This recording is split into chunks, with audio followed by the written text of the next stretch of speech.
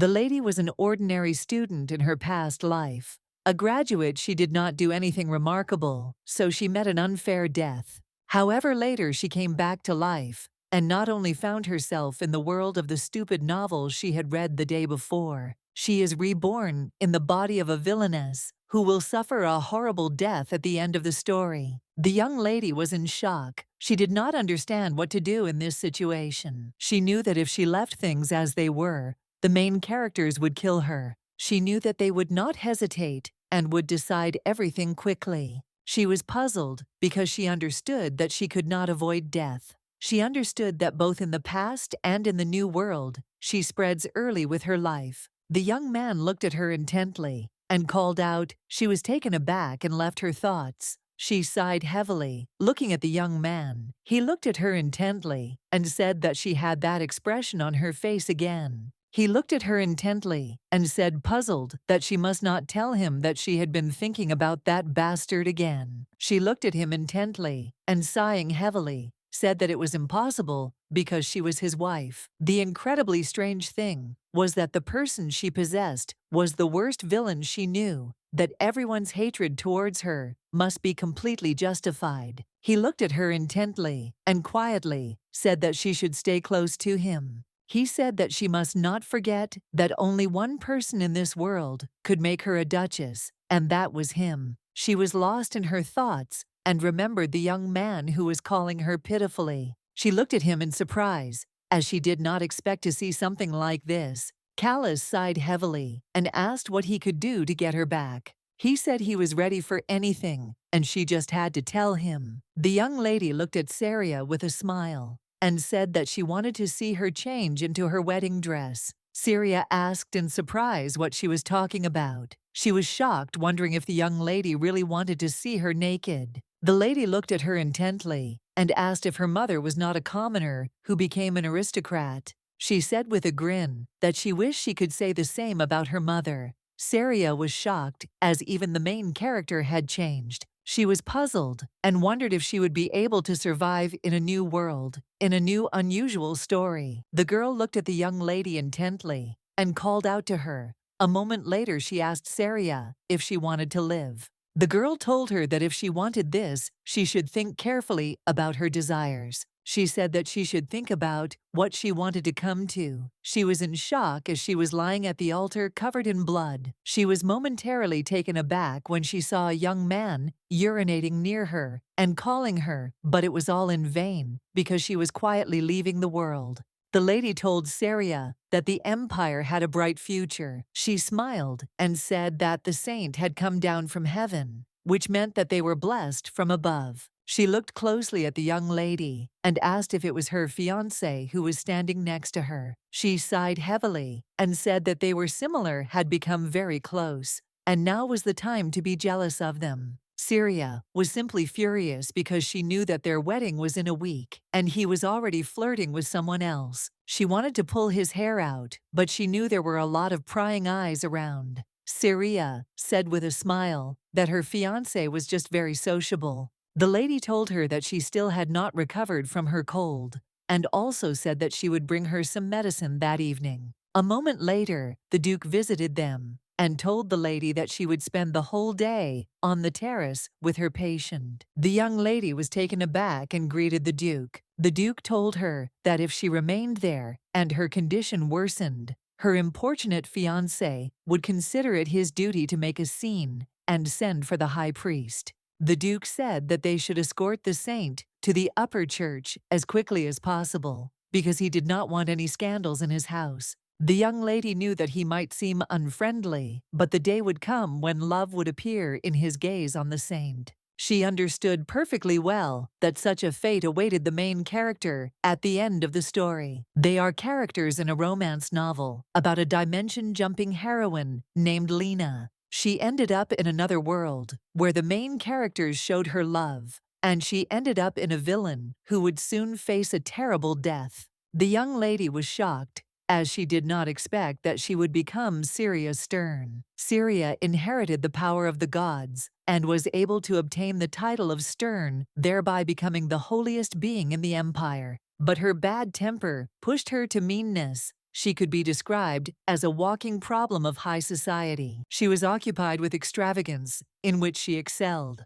Unlike relationships with family, which have become incredibly disgusting. After moving into the villain's body, there was only one thought in her head. She didn't want to die. She understood that before the main character appeared, she needed to come up with a way to get rid of all the enemies that the young lady had previously made for herself. She offered her sincere apologies to everyone with lightning speed. The young lady also gave everyone gifts. She knew that trying to change a reputation was like a lonely, difficult struggle. The young lady looked at the young man and said that she would cure him because she had brought herbs from the rocks behind the church. He looked at her in surprise and asked if she really meant to say that she had dared to go to the rocks alone. She said that she had. She knew that Callus was the one who killed Saria. She knew she had to come up with something to please him. Callus looked at her intently and asked what had made her change so much, and unexpectedly for her, he had fallen in love with her. Sometime later, they were walking happily and having a good time. One fine day, he smiled and gave her a ring and proposed to her. She knew that in the original story, the main character and heroine fell in love with each other, but she knew that the young man had decided to commit suicide out of despair, so she thought that this turn of events was for the best. She knew perfectly well that this was the perfect change in the plot. But in turn, she wondered if she had not been in their path, love would have developed between them. She really hoped that she would not get into a love triangle, because the lady was soon supposed to get along with the Duke. But a few days later, Lena happily told Callus's fiancé that she was very glad to meet her. She smiled and introduced herself. Lena said with a joyful smile she really dreamed of seeing her. The young lady in turn was like the ocean didn't understand what was going on at all, because she didn't want to have anything to do with the main character. Lena said with a smile that she felt a little embarrassed that people called her a saint because she came from another world. Saria looked at her intently and said that she knew it. In turn, she tried her best to avoid the young lady. Lena said that she heard Saria. Today she will try on a wedding dress. Saria said that everything is exactly like that. Lena said with a happy smile that the wedding dress from another world was simply amazing because everyone here wore magnificent dresses. Saria, in turn, was furious because she did not understand why the saint called her fiancé by name. Saria knew that it took her a long time to do this, but she easily called him by name. Lena called out to the young lady with a joyful smile. She looked at her intently and said she wanted to see her change into her wedding dress. Saria, in turn, froze in surprise on the spot. She wondered if it was really Sveta. I wanted to see her naked. A moment later, a lady entered the room and, asking the saint's forgiveness, said that trying on wedding dresses was not a performance. Begonia, that the privilege of attending fittings extends only to the bride's guests, close relatives, and best friends. Begonia looked at the saint with fury and said that she did not belong to any of them. The young lady asked for forgiveness with tears in her eyes and said that she was still not accustomed to the events of the new world. Begonia was also a villain in the original story. Eventually, Callus fired her for her cruel treatment of Lena. The saint looked at the young lady with tears in her eyes and said goodbye to her. Saria was shocked by everything that was happening. She did not understand why the moment that was in the book happened. Saria, in turn, knew that the course of other events had to change. Saria asked in surprise why she needed to change her dressmaker. Callus said that she should understand this, since she was already there. He said that the saint was sent to them by heaven, and of course, she was completely different from simple aristocrats. He said that since the dressmaker could not understand this, allowing herself to be treated so rudely, it would be better to fire her. Saria said that the runner only told the world not to look at her while she was changing clothes, according to the standards of aristocrats. This is a saint. She behaved impolitely. The young lady looked at her fiancé with anger and asked if he had really called the saint by name in the presence of his bride. Callus said that he understood because it was his mistake. He said that his attitude toward the dressmaker's actions was due to the fact that he was appointed the saint's protector. The young lady sighed heavily as she realized that even this coincided. In the original, the saint's divine power became extremely unstable after she came to their world. The powers that be of the High Church chose her protector from the heads of the 17 houses that possessed the power of the gods, and it turned out to be Callus. Callus asked the lady if she was worried that he had forgotten to tell the protector about his appointment. The young lady knew that perhaps she'd been too pompous. She knew that if she got angry now, everything could end up like in the book. She looked intently at the young man and said with a smile that she understood him well. He looked at her with a smile and said that he felt relieved now because he was afraid that she might be offended. He smiled and thanked her for her understanding. Some time later, the young lady sat near the wall, trembling with fear. Callus hastily asked for forgiveness and said that the saint's divine power had gone out of control and he must visit her immediately. Ever since he said her name, not a day had passed without her meeting. And now the young lady understood why Saria was a villain. The knight commander greeted Saria with a smile, and also said that she seemed to be very tired from checking the glacier today. Within the domain of House Burke, there is an unusual accumulation of ice known as the Monster Tomb. The house was instructed to periodically check the barrier near it to prevent the appearance of monsters. This requires the power of the gods, which the Sterns possess. In the original story, the young lady refused to go near the lake. She understood perfectly well that if she wanted to strengthen her position and survive here, she needed to fulfill all her duties. Elliot said with a smile that it was time for them to go back. She looked at him intently and asked with a smile if he really thought it was time for them to go. A moment later, the Duke approached them and asked what they were doing there. The young lady ran away for a moment and looked at the Duke with bewilderment. The Duke looked intently at the young lady, waiting for an answer. A moment later, he couldn't resist asking if she hadn't heard his question. Saria looked at the Duke in surprise and asked what he was talking about. The young lady was shocked and wondered if she had done something wrong. He looked at her intently and asked why she had come to the lake in such weather, not having recovered from her cold.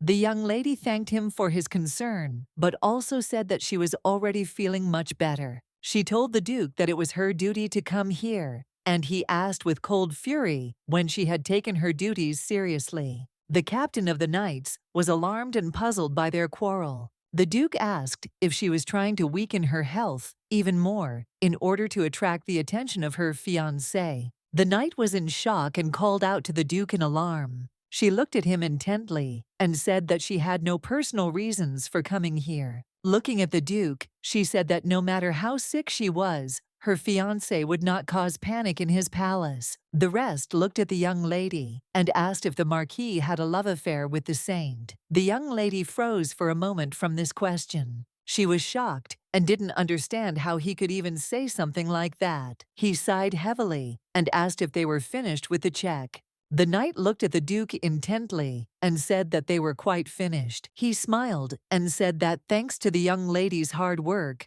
they got it done quickly. He told the Duke with a smile that without her, he would have had to stay another half day. The young lady was furious. She did not understand who the Duke thought he was and why he spoke with such arrogance. She looked at the Duke intently, as she assumed the point was that he was the main character. She saw that he was very attractive, but she didn't understand why they made him so ugly. A moment later, the Duke said that in that case they could return. Saria looked away as their eyes almost met. A moment later, the young lady was taken aback and stood frozen in place in surprise as the Duke threw his cloak over her. He looked at her closely and said that they could not allow her health to deteriorate any further. The young lady froze for a moment. She did not understand why he suddenly became kind after his barbed remarks. The young lady walked slowly through the garden and wondered if he liked her more than she thought, but she still decided that it was better to avoid the Duke because there was something scary about him. There was only one reason why she had to stay in the Burke house. The Sterns were considered saints in the Empire. Therefore, they are allowed to take part in important ceremonies, such as the exchange of wedding vows. only in a few one of them, the Burke house, which protected the frozen lake. The young lady sighed heavily. She knew she was being stupid. She wanted to avoid holding the wedding on the estate at all costs, mostly because there were multiple main characters. She also knew that the Saint and the Duke would get married at the end of the story. And in the end, it turns out that Lena is also stern. She thought that this was too tricky for the main character because she was a saint and also a slut.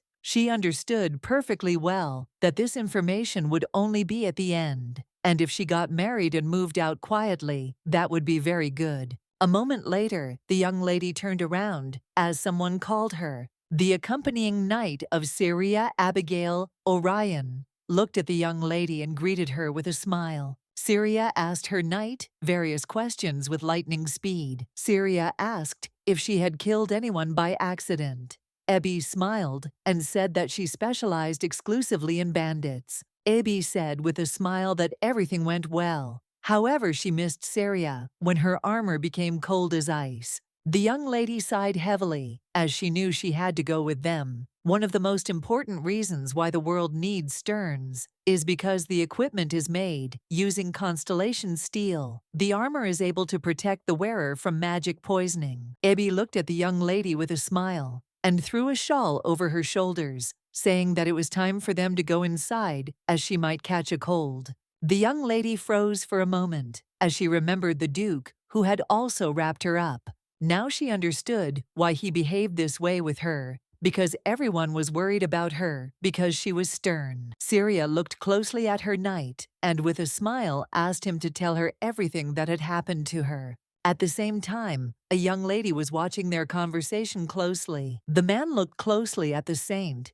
and said that Miss Syria had changed a lot over the past year. He smiled and said that she had become close to the Marquis. Lena asked why she went to the glacier every day. The man said that it was all because she was sterna, and only they could clear the lake barrier. He said that she had recently received an award from the palace for her diligence in carrying out her duties. The saint sighed heavily and said that she envied her. She looked at the man and asked if she could have the title of sterna. He looked at her in surprise and said that she was already considered a saint. She smiled and asked if sterna didn't sound cool. Only her magic could clear the barrier, so everyone in the palace was interested in her. The man smiled and said that there would soon be a lavish reception in her honor, but before that, she needed to learn the rules of etiquette. He looked intently at the saint and began to talk about the sterns. Lena, in turn, looked intently at the young lady and said that she was very envious of her.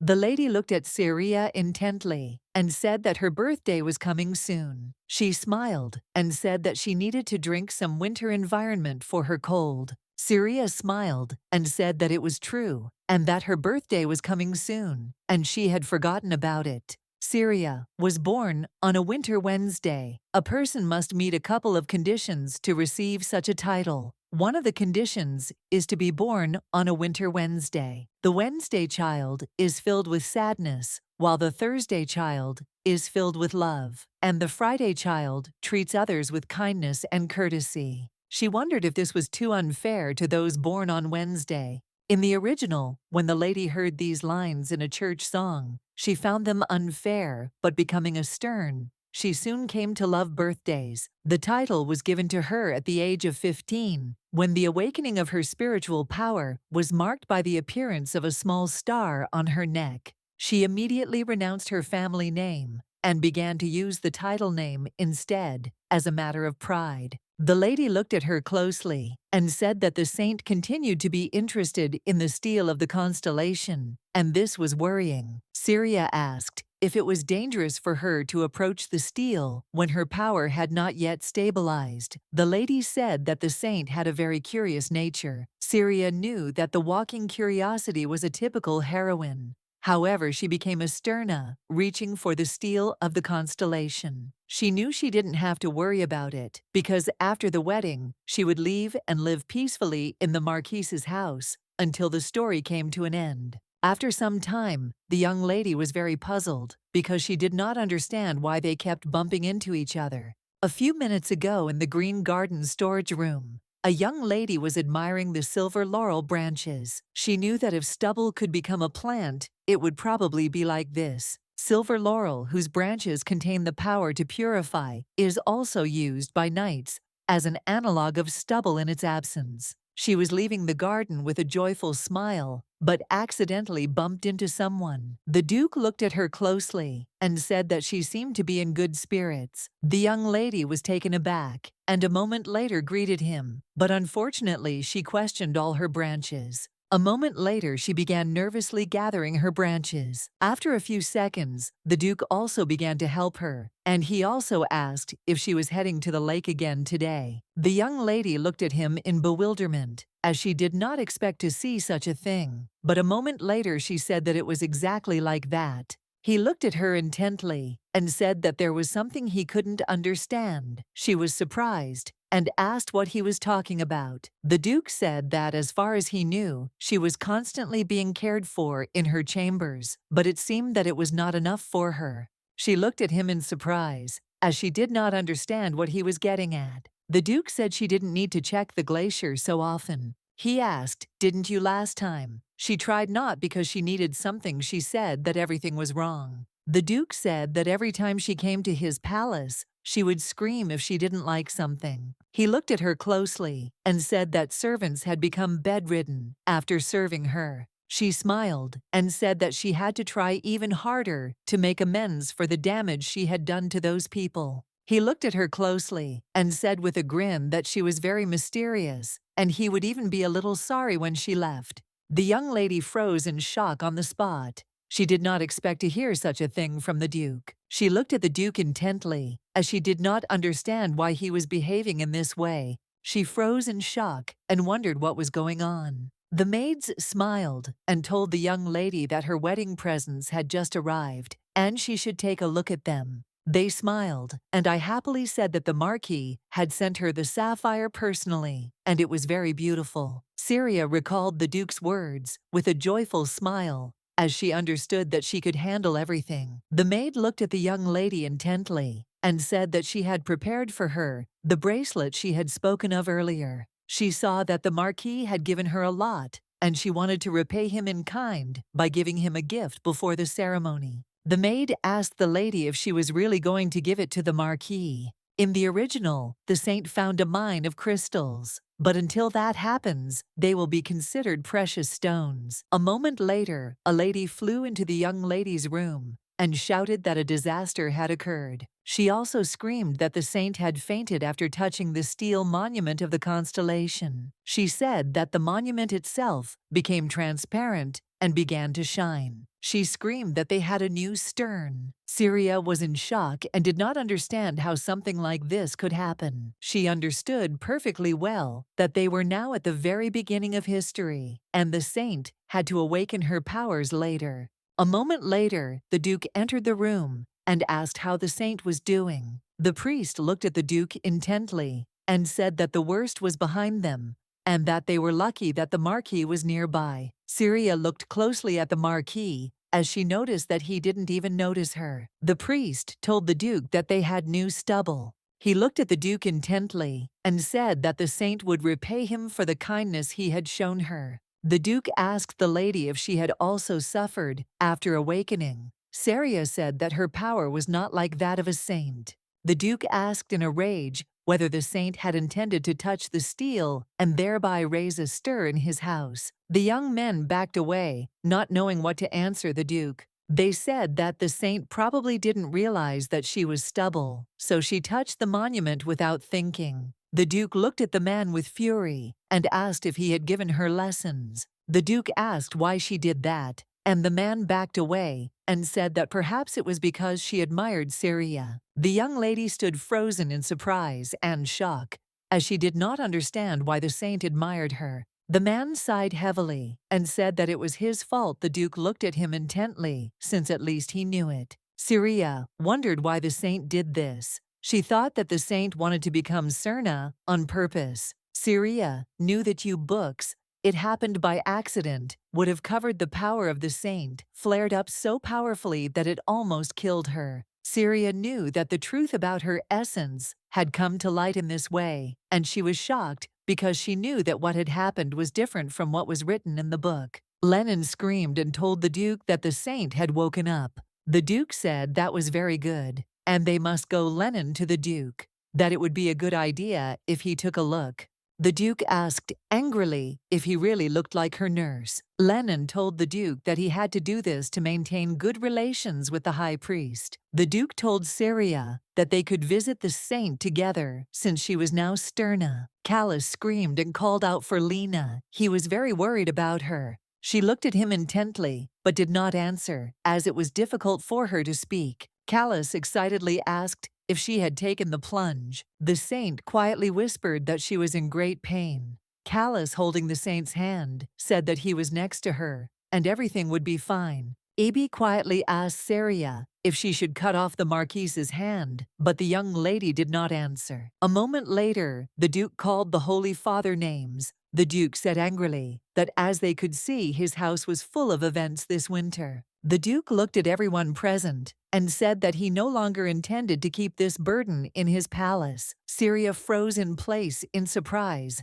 and wondered if the Duke had really called the saint a burden. The Duke told his assistant to write to the High Church that the saint would return there as soon as she could walk. Callus shouted at the Duke that these words were too much on his part, since the saint had not planned to get sick. He didn't understand how anyone could call her a burden. The Duke looked at the Marquis with a grin and asked if he really couldn't express himself in his own house as he saw fit. Callus shouted that it was too rude of him because she was not disabled. The Duke told the young man that he, by the way, said these words because his relationship with his bride also could not be called healthy. The Duke looked at him closely and asked if he didn't think his priorities had shifted a little. The Duke said that people might think that his bride was a saint, and not Syria. Callus looked closely at the bride and called her. She didn't know why, but she had a feeling that she was going to cry soon. She understood perfectly well that she should be angry with the groom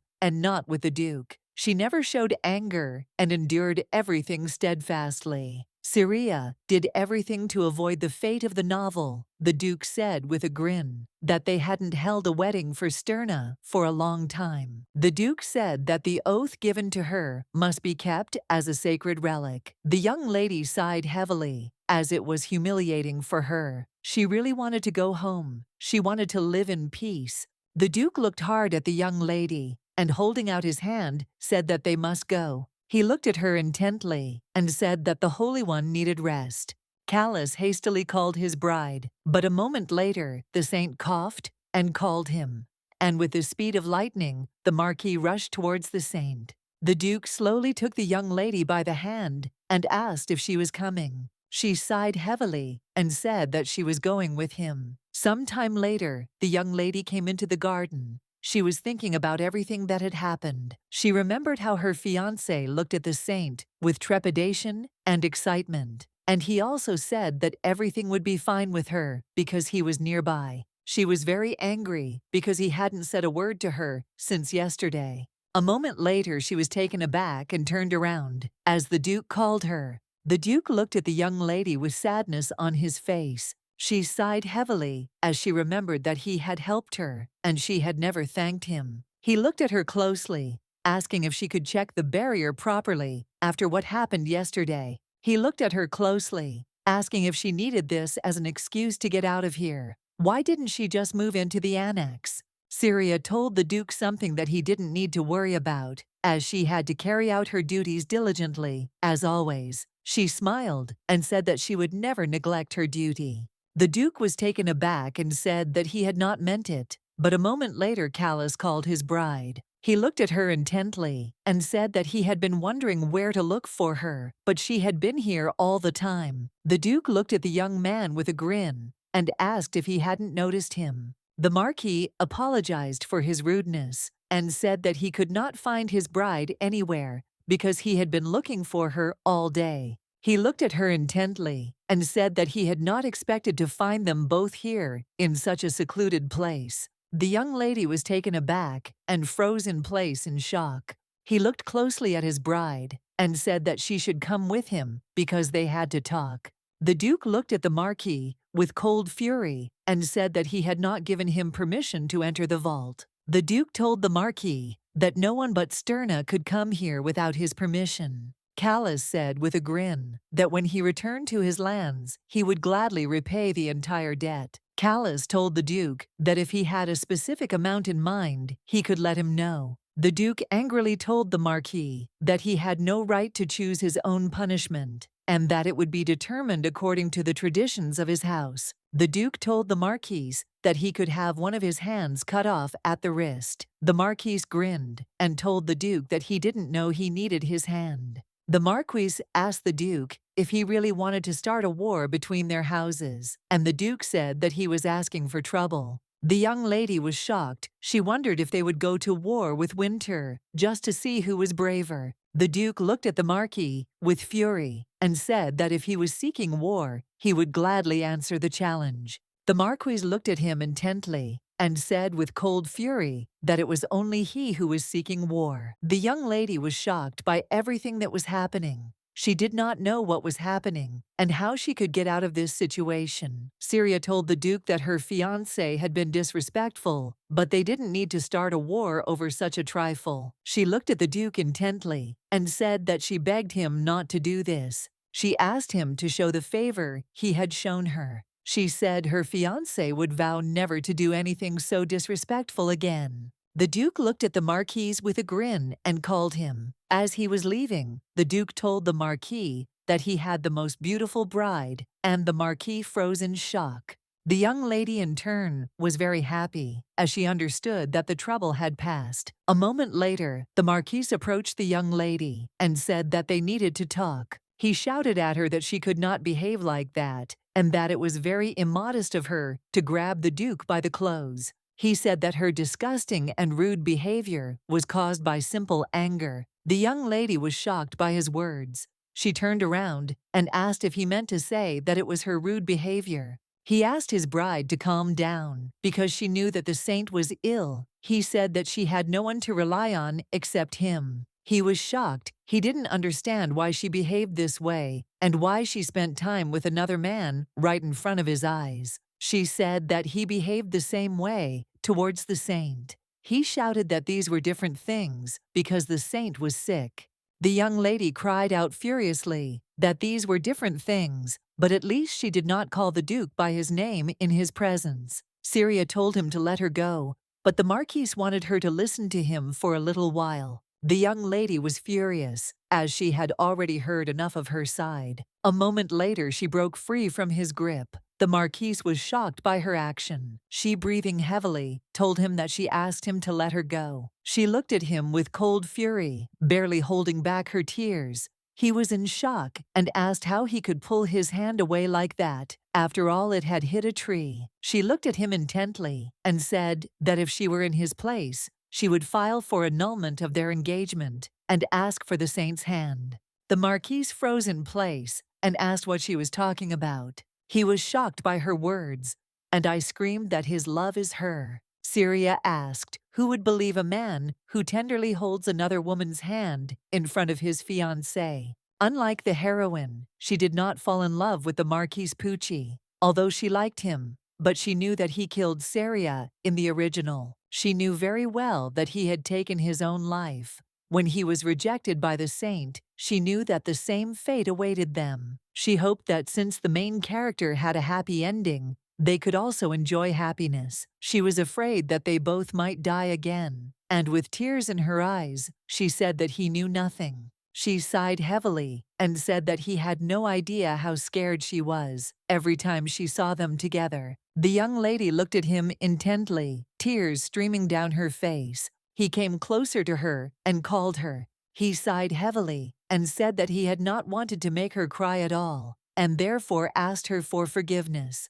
A moment later, the young man exchanged his bride and said that it was all his fault. He looked at her intently and with a gentle smile said that they could go to his estate as soon as the wedding was over. He looked at her intently and said with a smile that he could swear to her that he would be a faithful husband. Syria wondered what would happen if she believed him, because she knew that if she believed she could avoid death. Syria, he should try not to be late for the wedding. He smiled and said that she had no reason to worry. Callus smiled tenderly and said that he would never do such a thing. The young lady sighed heavily, but said nothing, and looked at him with a smile. Callus looked closely at the saint and said that today was the last day they could call each other by name. She asked in surprise if this had anything to do with his fiancée. Lena said with a grin that the Viscount had already explained everything to her. With tears in her eyes, she asked if they would have to call each other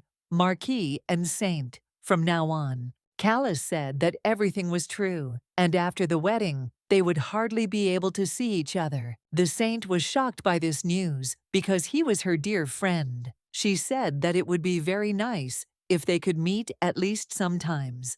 The Marquise looked at her intently and called out. She was taken aback and said that she had never seen a bracelet on him before. The Marquis said that she was quite observant, since it was a gift from his bride. Lena looked at the gift with fury. She said that she wished his bride all the best and would like to become friends with her. The Marquis said that according to etiquette, it is proper to call someone with whom he is not close enough by their last name. Lena was unhappy with what he said. She screamed with rage that she hated etiquette. She asked furiously if he understood how much she had to limit herself. She screamed that the Duke had said that she must return to the High Church. She screamed that she was afraid and sad that she had lost a friend like him. She asked him furiously if he had any idea how often her world had changed. She screamed that he was a liar because he said he would be her protector. Lena said with tears in her eyes that she was happy when she heard such words. The Marquis looked at her intently and asked for forgiveness, and also asked her not to cry anymore. Sometime later, they were sitting quietly by the bed.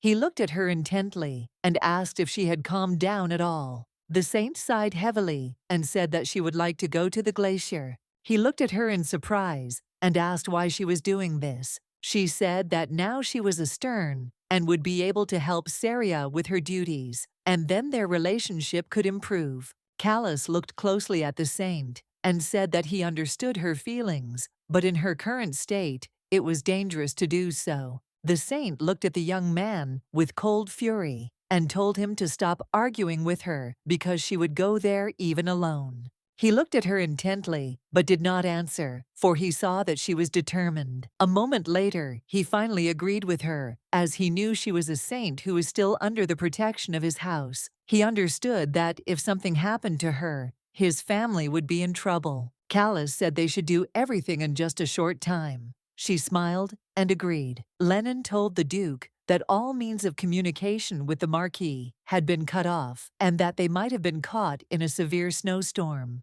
The Duke was furious and asked his assistant if the Marquis really wanted his bride to die. The Duke was shocked by his behavior and thought he was simply crazy. Lena said that perhaps they had been caught in a severe snowstorm and had simply lost their way, but that was no reason to put Mrs. Life at risk. The Duke said that when it came to a wedding, there was no room for stubble of any kind, but such things simply could not be taken so lightly. The Duke understood perfectly well that if all the conditions concerning time, place, and other rules were not fulfilled thoroughly, the power of the Sterna would flare up, and in the worst case, it would die itself. The Duke knew perfectly well that the Marquis was aware of the danger of the wedding, and yet he left just before the ceremony. The Duke was furious. He realized that he should have struck the Marquis and thrown him out of the estate. The Duke asked his assistant why the young lady was with the search party.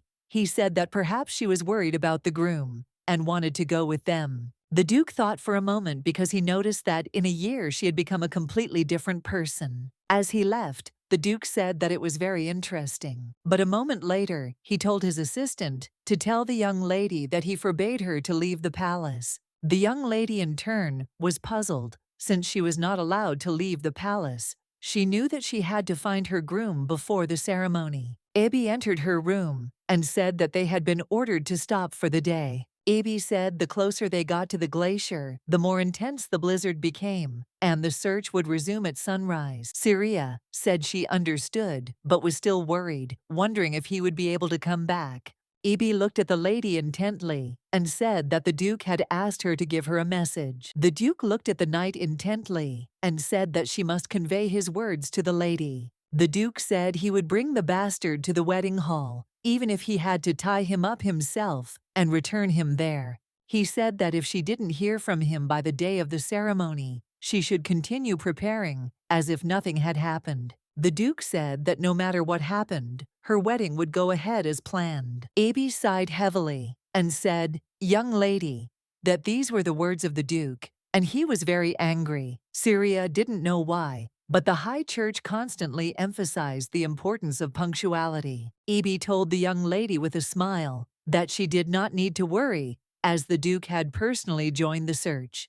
The saint shouted to her knight that it was very dangerous outside. The marquise was puzzled, since there was little time left before the wedding ceremony. The saint was surprised and asked why they didn't postpone it for a few days until everything calmed down. The marquis sighed and said that he was afraid that it was simply impossible. If it was about the wedding of the Sterna, then nothing could be postponed. The saint was alarmed, but she looked at him and shouted that he could explain everything to her. But a moment later, the saint froze in place from shock. The marquis said in shock that the wedding had already begun. Meanwhile, the young lady stood at the altar. Everyone was discussing the fact that the groom was not with the bride. Everyone hoped that the rumors about the marquis and the saint were lies. The young lady stood quietly at the altar, listening to all the fuss. The priests got mixed up with each other. They were furious because they knew that it didn't matter now. They said that if things went on like this,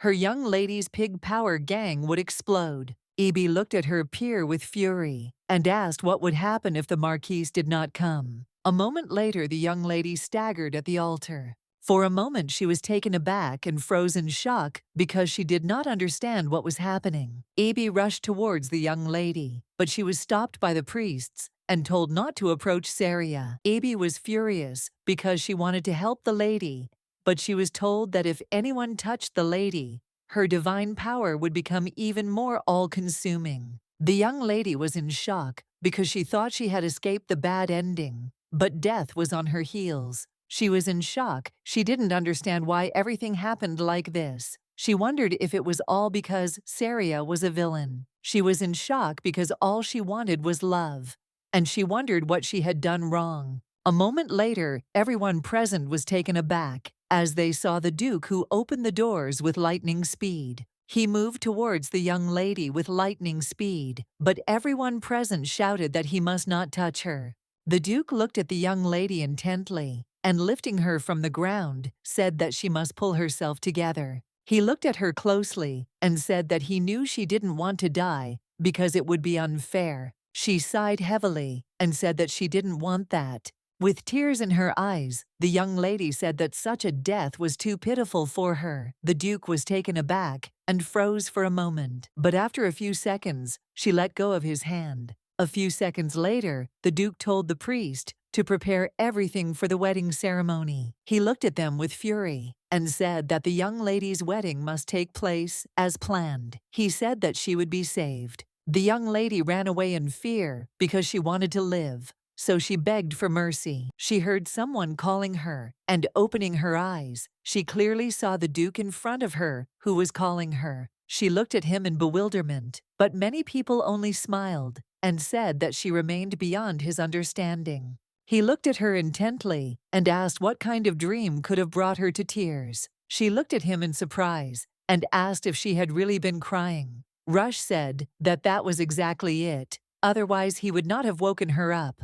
She held it, sighed, and asked if it was really him, calling her by name. The Duke said that it was true, and also asked what she had dreamed about. Syria said with a smile that she had dreamed of death and that she was dying. He looked at her intently and asked if she was afraid of death. The young lady looked at him in bewilderment and asked who was not afraid of it. The Duke looked at her with a tender smile and said that after all her scandalous antics, he considered that death was not a fear for her. The young lady in turn looked at the Duke in bewilderment but did not answer. A moment later, she asked the Duke what had happened to her fiancé. He didn't answer her and only with lightning speed straightened her towel. She consoled him and asked in surprise what he was doing. The Duke sighed heavily and said that it seemed she had amnesia. He looked at her intently and asked if she really didn't remember what happened at the ceremony. Rush said he made his vows to her at the ceremony. The young lady looked at the Duke in surprise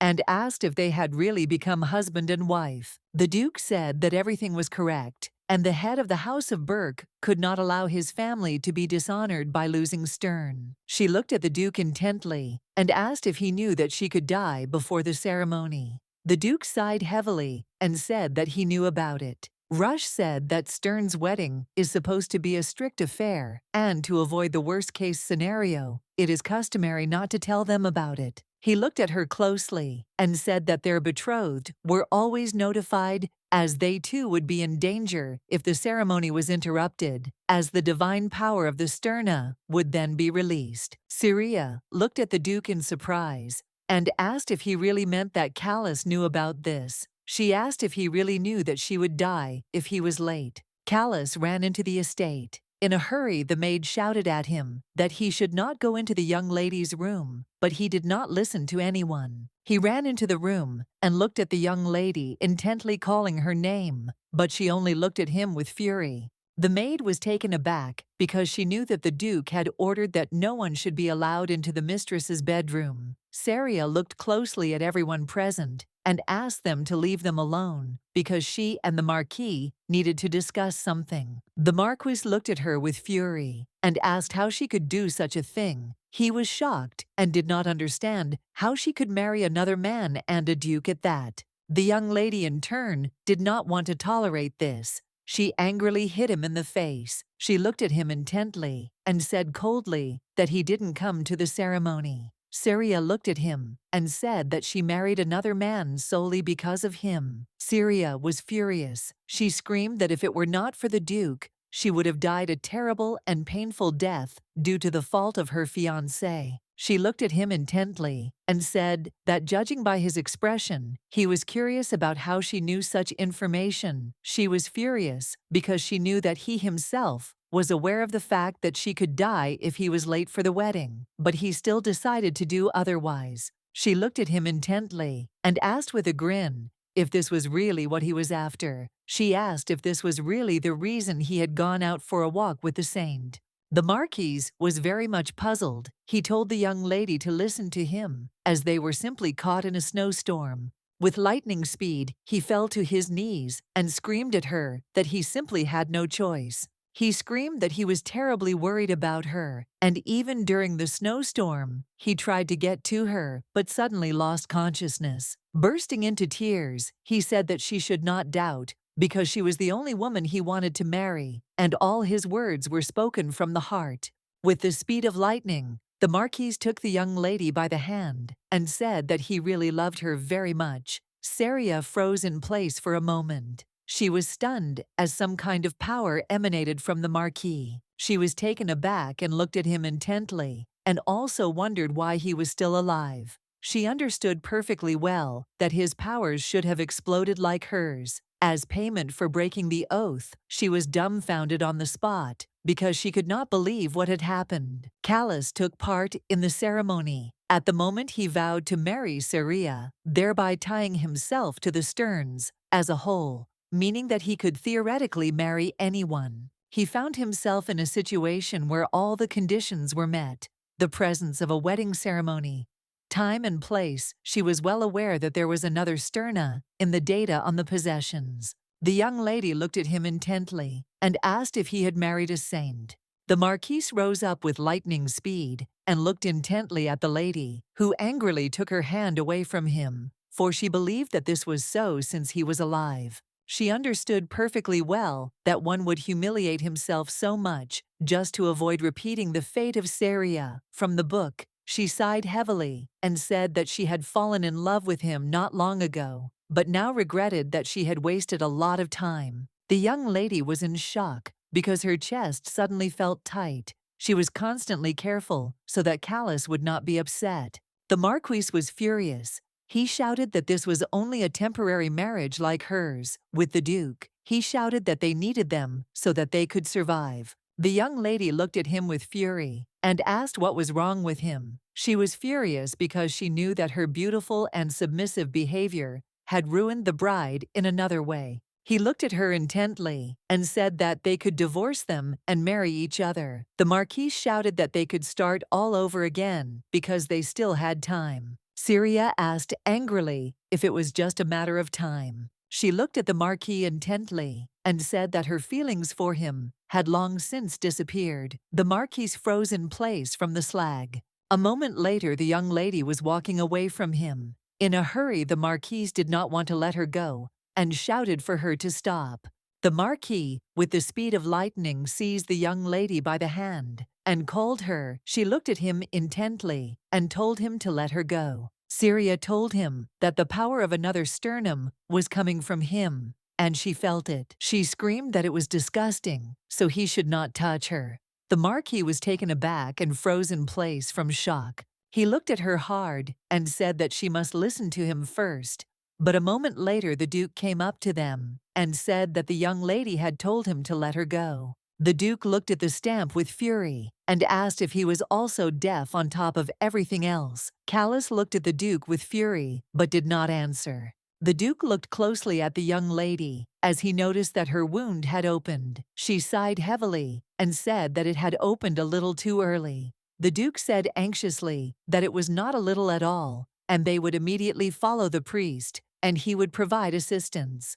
The Marquis looked at the Duke intently and said that he could take her to the priest himself. The Duke looked at the Marquis with fury and asked why he would do such a thing. Callus said that they had not finished their conversation yet. The Duke looked hard at the young lady and said that she must decide for herself. He looked intently at the Marquis and said that she would now decide and say who would accompany her to the priest. The young lady hugged her husband with lightning speed, and the Marquis froze in shock. Syria looked at the Duke with a gentle smile and said that she owed him. He looked at her in surprise and asked what she was talking about. As he left, he looked at her with a smile and asked if such words were unnecessary between spouses. The Duke looked hard at his subordinate and told him to call the priest into his office. The Marquis, in turn, froze in shock and stared after them. The priest looked closely at the young lady and asked her to refrain from any active movements, and after the treatment, he said that he would take his leave so that she could rest.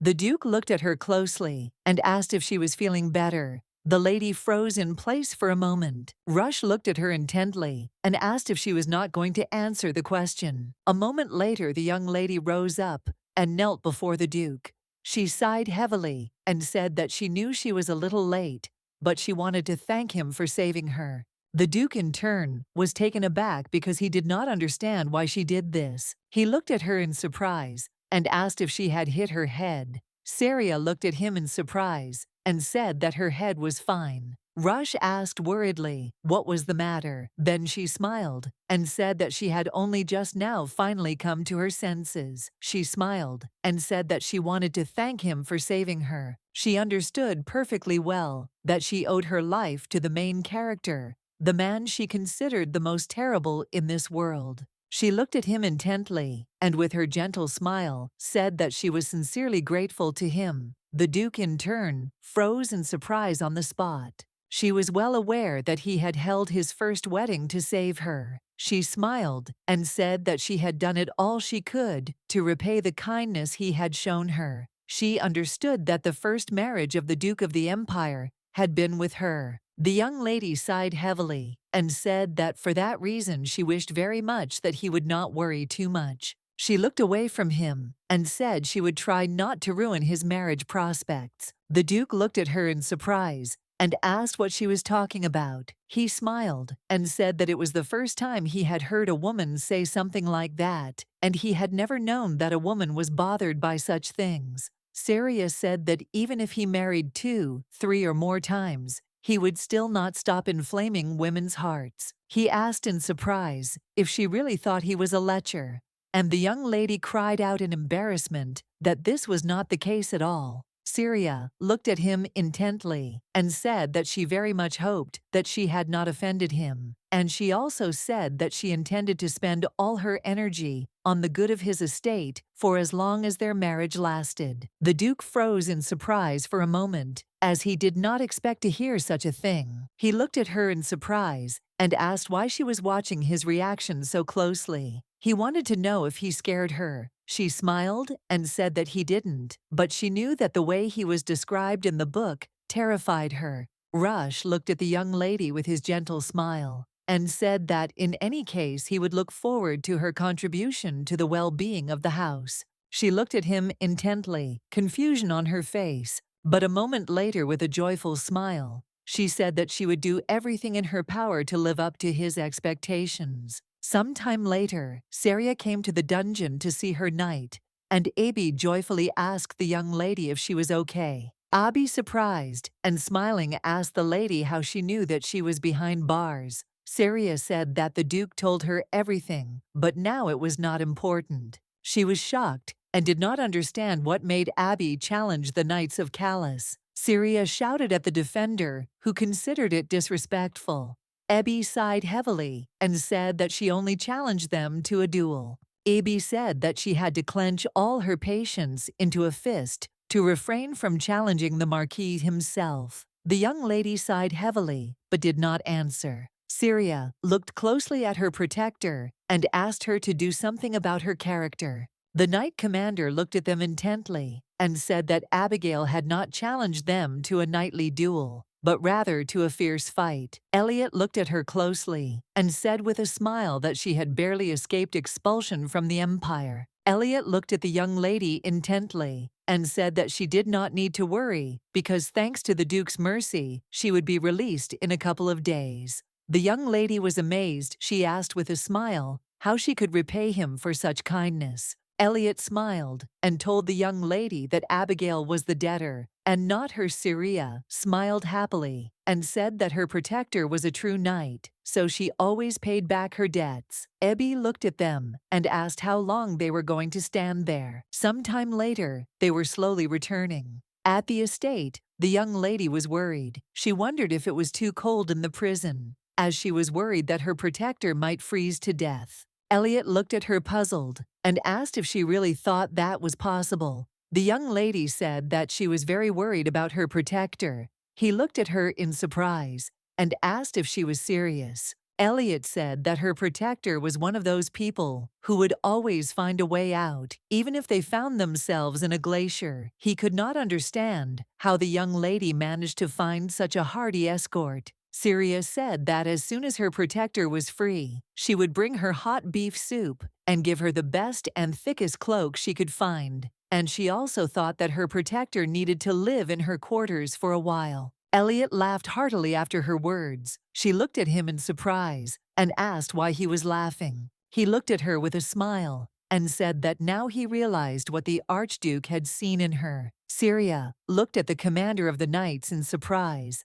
and asked if he was really talking about the formidable Duke now. She suddenly froze because she remembered how he told her that she would not die because he believed that she should not die so unfairly. She remembered him smiling and saying that he would look forward to her contribution to the well-being of the house. The lady froze in embarrassment, wondering if the Duke really thought she was interesting. A moment later, Lenin came up to them breathing heavily and said that he saw that they were both enjoying a pleasant conversation. They looked at Lenin with puzzlement, as he was not in his best shape. The young lady looked at him in surprise and asked how he was feeling since he had no face. Lenin sighed heavily and said that he didn't feel at all. Lenin looked at the young lady with a puzzled expression and dumped a lot of problems on her. She sighed heavily as she realized that she was the cause of all his troubles. He looked at the young lady intently and said that, of course, it was nothing compared to her work of checking the glacier. She looked at him in surprise, as she did not expect to hear such a thing.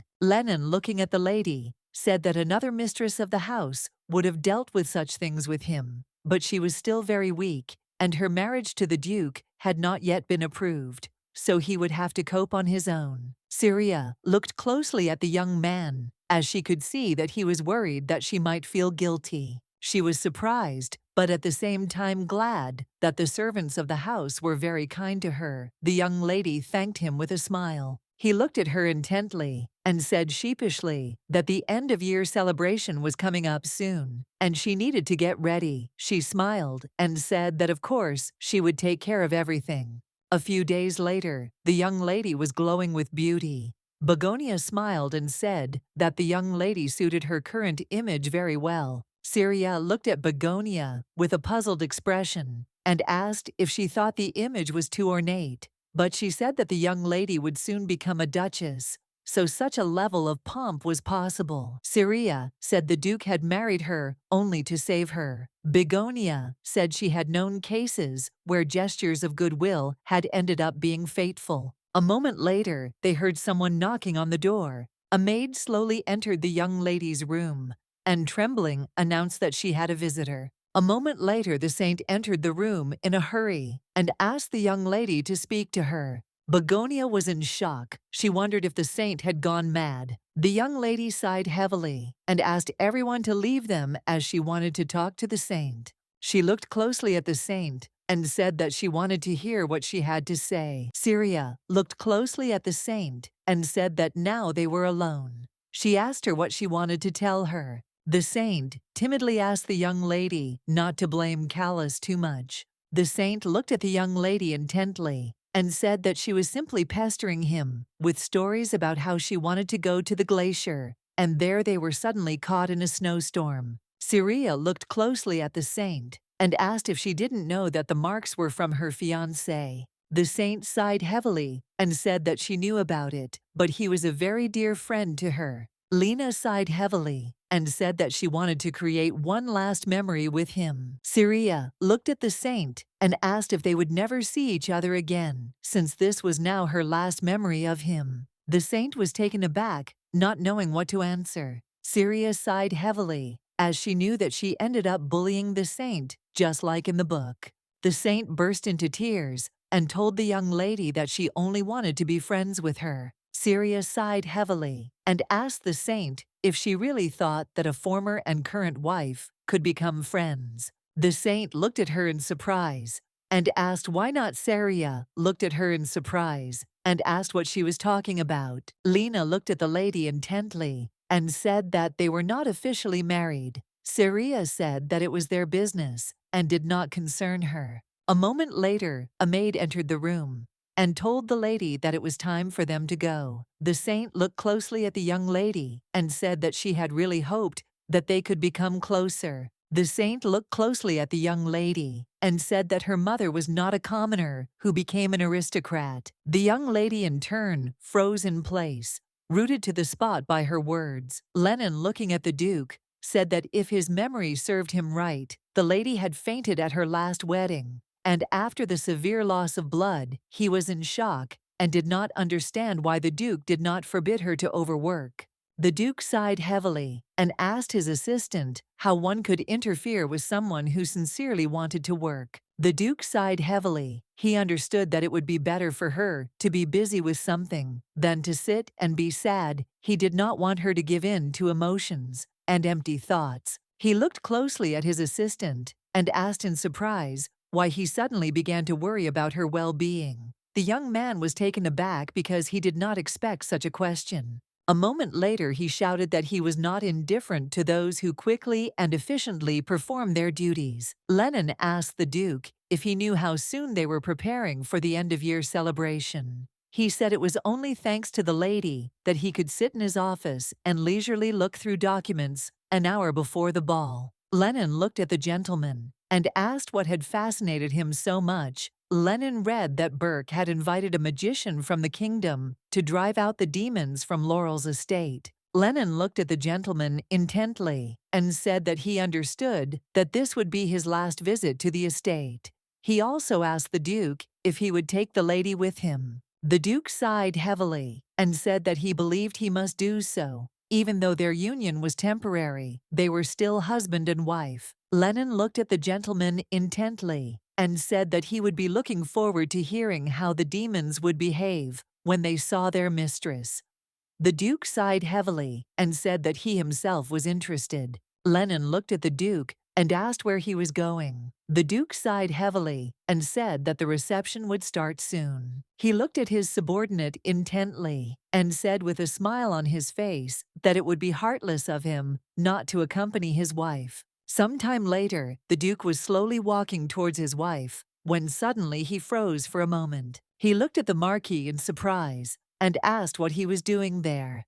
The Marquis sighed heavily and said that he had come here for the saint. The Duke looked at the young man in bewilderment and asked why she was here. The Marquis looked at him intently and said that he himself did not know. A moment later, the Marquis asked the Duke when he planned to annul the marriage. Callus told the Duke that he was deeply grateful for saving the young lady's life, and he would repay him in full from his house. The Duke looked at the young man closely and said that it was very surprising, but he also asked why he would suddenly pay his wife's debt. The Marquis was shocked by this. The Duke looked closely at the young man and asked if he had any connection with her. The Marquis looked at the Duke with fury and said that he seriously intended to divorce the saint. The Marquis said that he had received the Marquis's official consent to marry his daughter. He looked at the Duke intently and asked if he had written to the Syria family. The Duke looked at him with fury.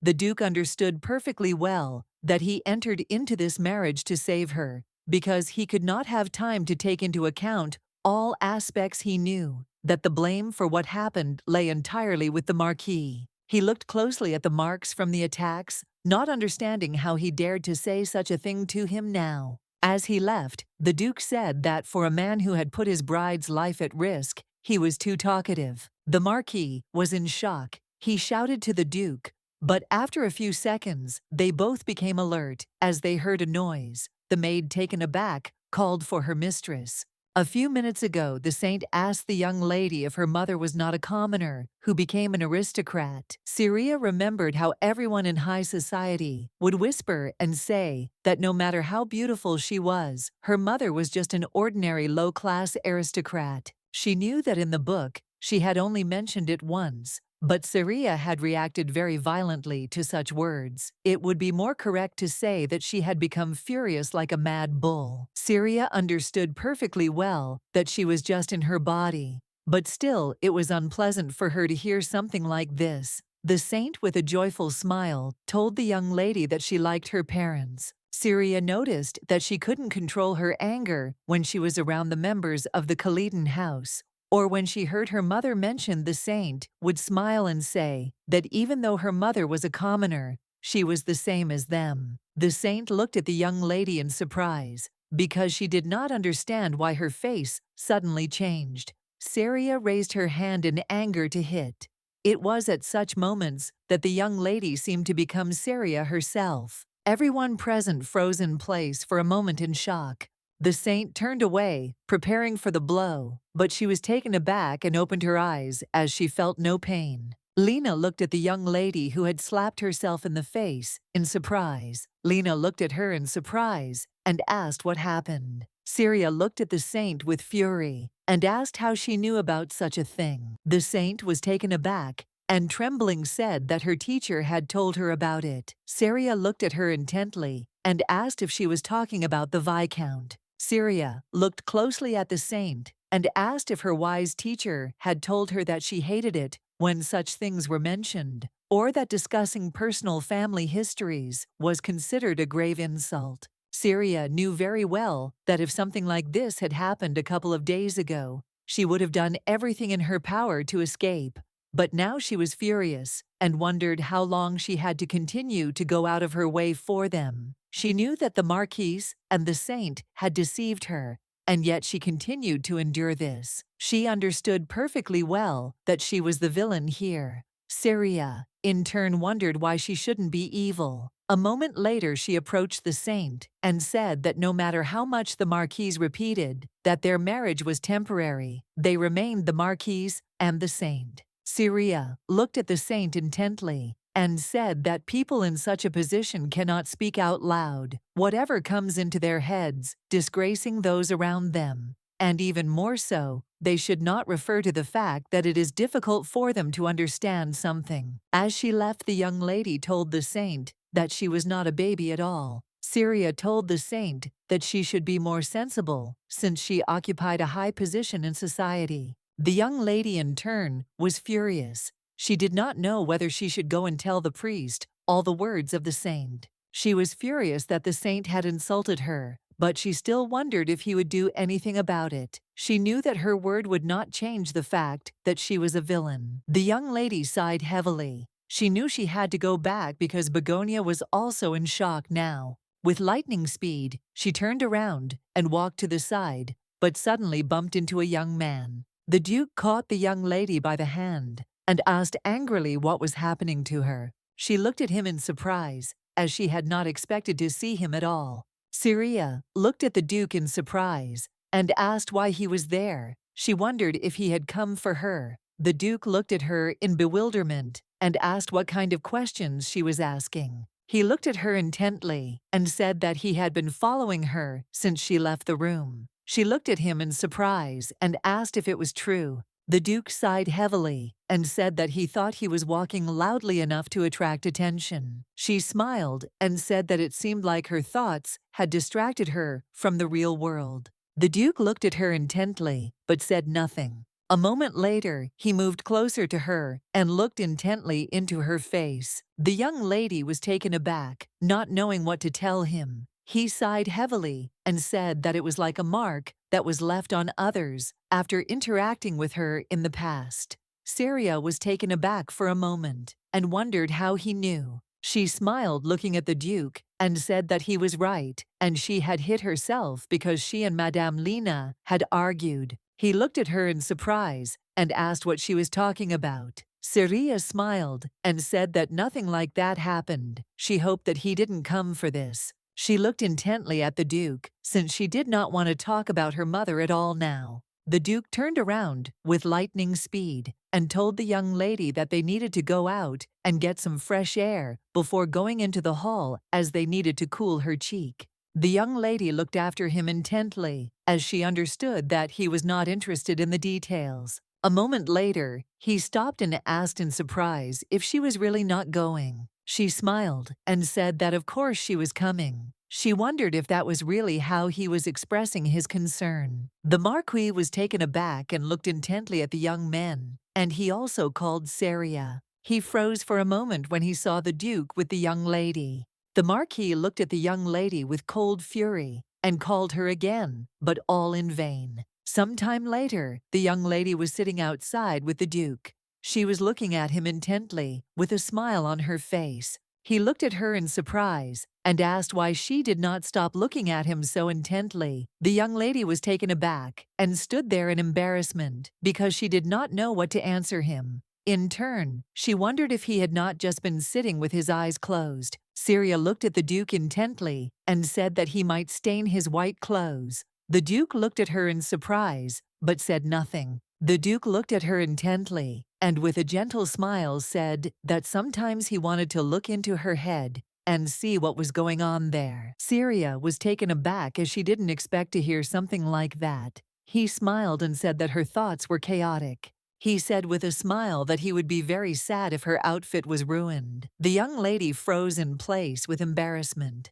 She hurriedly asked the Duke if he liked her outfit, because Begonia had recommended that she wear this outfit today because it seemed to her that the dress she had chosen would not suit. The young lady looked at the Duke intently. She was puzzled because she did not know why he was looking at her so vulgarly. A moment later, the Duke said sheepishly that they had to go since the reception had already begun, and the young lady ran after him with a smile. She looked closely at the Duke as he took off and asked if the Marquis had gone to the annex. The Duke looked at her sideways and asked why she was asking such a thing. The young lady in turn hesitated, not knowing how to answer his question correctly. But a moment later, she said she thought she smelled his perfume. Syria said, "The Marquis likes to wear a certain perfume at events." The Duke looked at her in surprise and asked if she was really talking about his perfume now. Syria said with an innocent smile that the perfume was quite unusual, which is why she remembered it. She looked at the Duke in surprise. As his face changed, Syria asked the Duke if she had really insulted him. The Duke, in turn, did not answer her question and said that they needed to hurry because they might be late. Rush, in turn, was a little puzzled by the young lady's words. He wondered if she really liked the Marquis so much that she even remembered his perfume. Sometime later, they walked quietly to the reception. At the same time, the Marquis and the Saint were present at the reception. Everyone was whispering. Looking at the young people, the ladies said that the Marquis and the Saint were simply shameless. The Saint sighed heavily and told the Marquis that she felt awkward and would like to leave the reception. The Marquis looked closely at the young lady and asked if she was going to tell what had happened to her. Syria, the Saint, froze for a moment after his question. A moment later, Lena casually looked away from the Marquis and said that she only came to apologize to the young lady, but she made a scene. She looked at the Marquis with cold fury and said that he did not want to think about it anymore, so he should stop remembering such things. Rush and Syria entered the room. Everyone present looked intently at the young people. They said that Syria was simply charming. Everyone present looked intently at the young lady because they knew that she would be the star of the evening. Lena, in turn, looked at Syria with fury. Rush looked closely at the young lady and asked why a saint was present at the celebration. He wondered if she had cancelled their invitation. Syria looked at him puzzled and asked how she justified it. Rush said that there were a lot of reasons, and she could have chosen anyone. Syria sighed heavily and said that they deserve to be no less than her. She also said that she is not the star of the evening, as everyone around her says. The Duke looked at her intently, but said nothing. A moment later, he asked who if not she. The young lady thought for a moment, not knowing what to answer. She sighed heavily and said that in their presence, she felt like a third wheel, and the Saint froze for a moment in shock. The Viscount looked intently at the Saint and called her. The Viscount looked at her intently and, irritated, asked if he hadn't told her not to come to Madame Cerie for a while. The Duke looked at the young lady intently and asked if she really enjoyed humiliating herself. Syria said, puzzled, that she said that she could not look at things any other way. Rush looked at her intently and said to us more seriously that this reception was for her, not for them. He looked at her with a smile and asked if she would do him the honor, since according to tradition, the ball should be opened by the stars of the evening. The young lady froze in embarrassment for a moment, but still accepted his invitation. A few minutes later, they were twirling around in a dance. The Saint looked closely at the young people and asked her teacher why only they were dancing. The Viscount said that his lordship was a very highly titled person, and that he had been on the same level with the imperial family since time immemorial. The Saint looked at them in surprise and asked what about her and the Marquis. The Viscount hesitated for a moment, but after a few seconds, told the Saint that her status was Soul Temple. He looked at her intently and said that in the Empire, there was a clear line between the aristocrats and the imperial family. The Saint sighed heavily and, watching the young people closely, said that she understood everything. A moment later, the servant told the Viscount that the Marquis was looking for him. The Viscount bowed to the Saint with lightning speed and said that he would step away for a few minutes. The young Saint did not even notice that the Viscount had left her. She was looking intently at the young men,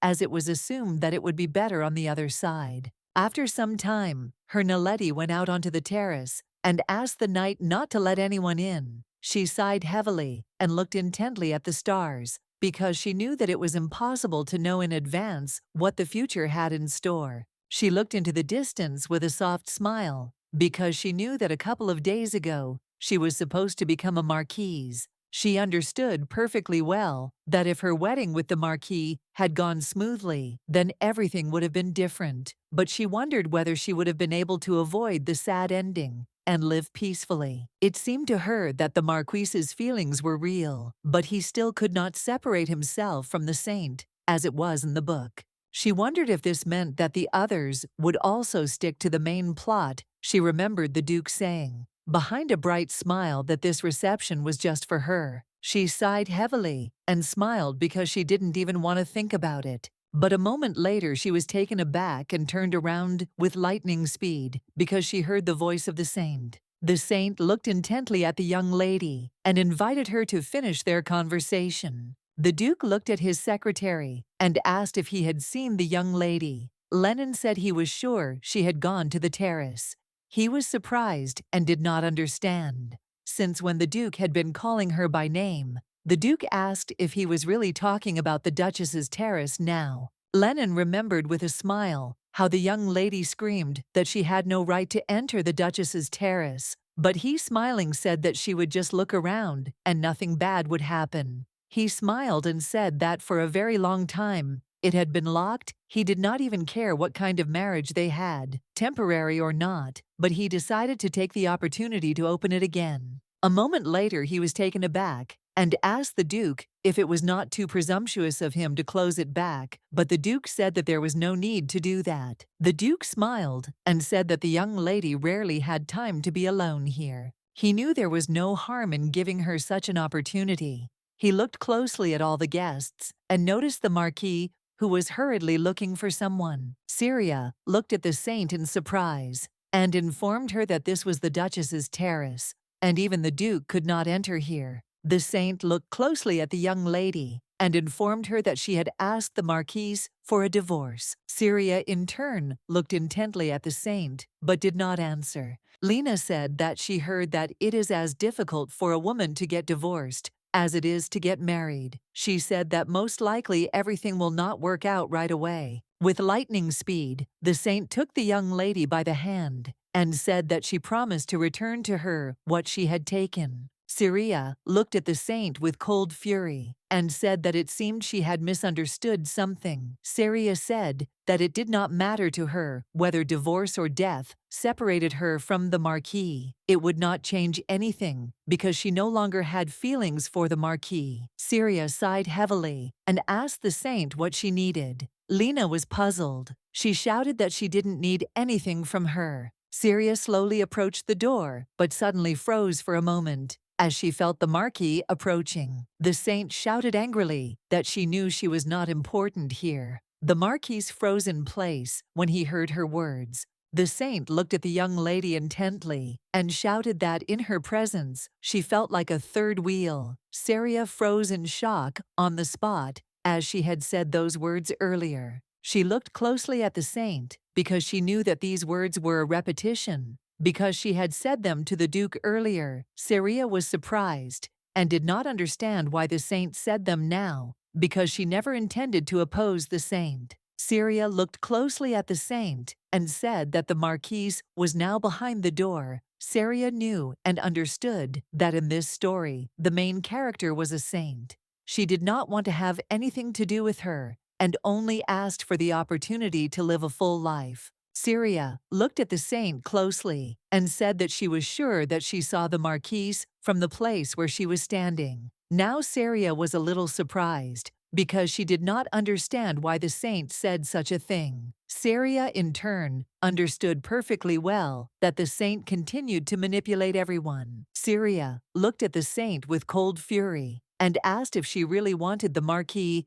to hear such a thing. Syria asked the saint if she really wanted him to believe in her sincerity. Syria looked at the saint intently and asked if she really wanted to make her look bad. Lena hesitated, not knowing what to answer. The young lady, in turn, wondered if she was destined to remain a villain forever. Syria looked closely at the saint and asked why she treated her like this, since she had never done anything bad to her. A moment later, the young lady turned around with lightning speed and said that since the saint refused to leave, she would do it for her. Lena rushed towards the young lady with lightning speed as she wanted to stop her. But a moment later, there was a loud roar, and the saint froze in place in shock. Syria turned around, but noticed that the saint had disappeared, and all that was left of her was a small shoe. The young lady was shocked by everything that was happening. For a moment, the Marquise and the young lady stood stunned by what had happened. Syria was shocked. She didn't understand how this was possible, because the young lady just disappeared.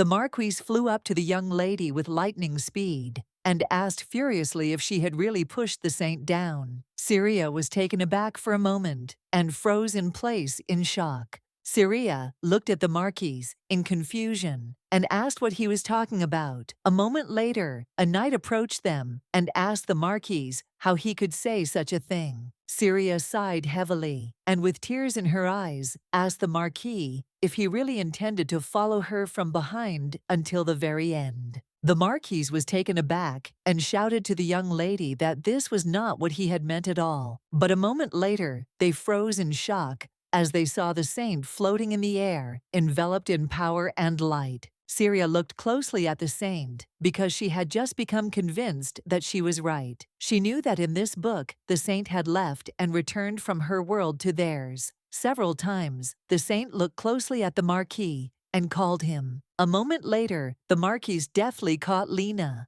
She was quietly sobbing on his shoulder. Callus was surprised and puzzled. He wanted to know if the saint was okay and what had happened. Syria looked at them intently, as she did not expect that this would be the first time this would happen. This evening, in turn, the saint was screaming and asking for help. The Marquise was surprised and puzzled by such behavior. The saint screamed and asked her to calm down. Syria looked at the saint intently, and in surprise, she remembered that according to the plot, the saint would disappear from this world for the second time for a whole year. Syria understood perfectly well that it didn't matter, and it didn't concern her at all. She was puzzled because she could never have thought that the Marquis would consider her a murderer with the speed of lightning. She turned around and walked towards the exit. The Marquis called the young lady and said that he had misspoken. He looked at her intently and asked her not to do anything like that.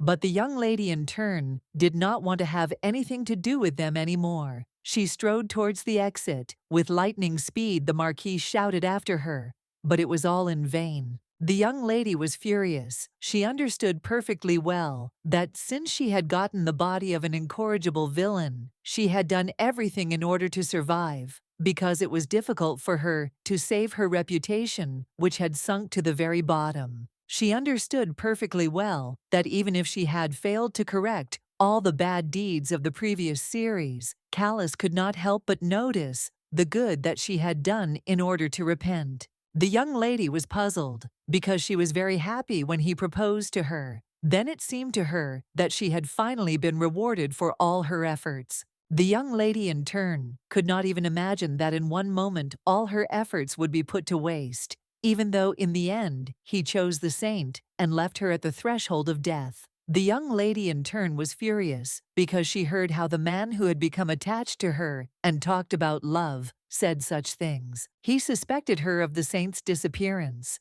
and then she realized that everything she had done was a waste of time. She was furious because she realized that she had simply tried in vain. A moment later, the Duke came up to her and called her, as he saw that she was upset about something. The young lady sighed heavily and said with a timid smile that she always appeared before him in such a form. The Duke sighed heavily and said with a smile that everything was exactly like that in him, and he constantly finds her. The lady sighed heavily. Without looking up, she timidly asked the Duke if he had heard everything. He looked at her intently and said that the Marquise and the saint had spoken loudly enough. The Duke looked intently at the young lady. He said nothing to her, only gently touched her face. A moment later, he said in a soft voice that she was about to cry. Syria sighed heavily and said that it was exactly like that. The Duke in turn looked intently at the young lady, waiting patiently and not saying a word. The young lady sighed heavily and said that she felt like she was going to cry. Syria looked at Lena in surprise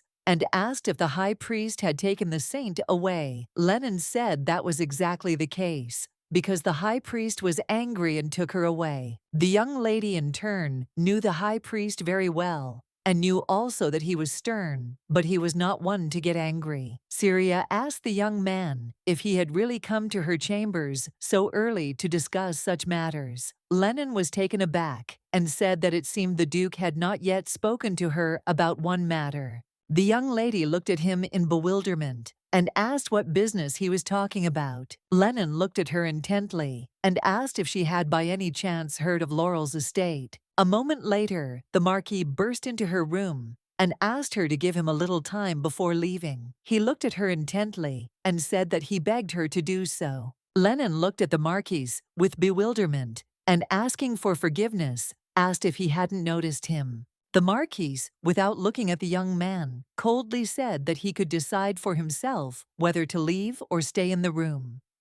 Lena was stunned by such an answer. Callus dropped to his knees in front of the young lady with lightning speed. He looked at her intently and asked for forgiveness. He said that he understood perfectly well that an apology would not heal the wounds that he had inflicted on her. He sighed heavily and asked the young lady if she could give him another chance. Syria called the Marquis with cold fury and asked what would change if they started all over again. She looked at the Marquis with cold fury and asked if he was sure he would not go to the Saint if she called him again. The Marquis was taken aback, not knowing what to answer. He repeated something incoherently, but after a few seconds, the young lady said with fury that he would not go, but would run as soon as the Saint called his name. Syria looked at him intently and asked what he had asked yesterday. A moment later she repeated his question, because then he wanted to know if she had pushed the Saint off the balcony. Syria looked at him with fury and said that even a knight had not thought of such a thing, and only one Marquis doubted her innocence. The young lady sighed heavily and said that, of course, she could understand why he would think of her, since her reputation was rather dubious, and besides, he had almost lost his arm because of her. Syria sighed heavily and stood up from the sofa. With lightning speed, she said that she was fed up with his apologies, as he had deeply wounded her. The young lady, in turn, was against Togo, continuing to suffer in order to avoid a tragic death. She looked at him with anger and said that she did not want to worry forever about whether he would run to the Saint again or not. She did not want to justify all the absurd situations that were in the plot of the book. From that moment on, she refused to be afraid. She looked at him intently and said that everything was over between them, and the lady also threw away his ring, which he had given her earlier, with lightning speed. The Marquis froze in shock on the spot because he did not expect such a thing. As she was leaving, the young lady told Lena that they could finish their conversation outside, and the young man rushed after his lady with lightning speed. Callus sat silently on his knees, staring at the ring in front of him. A moment later, he couldn't take it anymore and burst into tears, as he was very sorry that everything happened this way. The young lady looked at the young man intently and asked what he was going to tell her yesterday. Lena looked at her intently, asked if she really thought he should tell her about it. Now she was surprised, looked at him, and asked why not. Lena sighed heavily and said that he somehow didn't feel like it, but to disturb the one who had just gone through a breakup, and she probably stabbed herself with sobs. The young lady sighed heavily and said that it was not so, and she had not cried at all, and in general she told the Marquis what had been on her mind for a long time. She sighed heavily and asked what he wanted to tell her. A moment later, the young man began to tell her. The young lady, in turn, did not listen to him, as she was distracted. She looked closely at her protector and greeted her with a joyful smile. Syria, with the speed of lightning, rushed to her protector because she understood that she had been through a lot. Ebby told the lady with a smile that nothing special had happened and everything was fine with her. Syria looked at her protector closely and handed her the cloak. It was the thickest cape she had ever worn. Ebby smiled and told her mistress that it was not necessary. Syria, in turn, knew perfectly well that the prison was too cold. She told her defender to immediately go to the kitchen and eat hot stew. Ebby smiled and said that it was not so cold there, compared to the fact that she spent several days in icy water. Ebby asked the lady angrily if she had decided which of the two she wanted to kill. The young lady was taken aback and said that there was no need to kill anyone. Abby looked at the lady and said that she was very sorry, and also asked if she could deal with them. The young lady sighed heavily and said that she would be sentenced to death. Abby said that she would act discreetly Elliot looked at her and said that there were many prying ears around, and she should watch her words. Lennon couldn't help but cry out, as he wanted them to listen to him. The young lady was taken aback and looked at the young man intently, and she also said that she was listening to him attentively. He looked at her intently and said that he had something extremely important to tell her. She looked at him in surprise, as she did not expect to hear something like that. Lennon said that in the Burke estate, there is a place very famous in certain circles.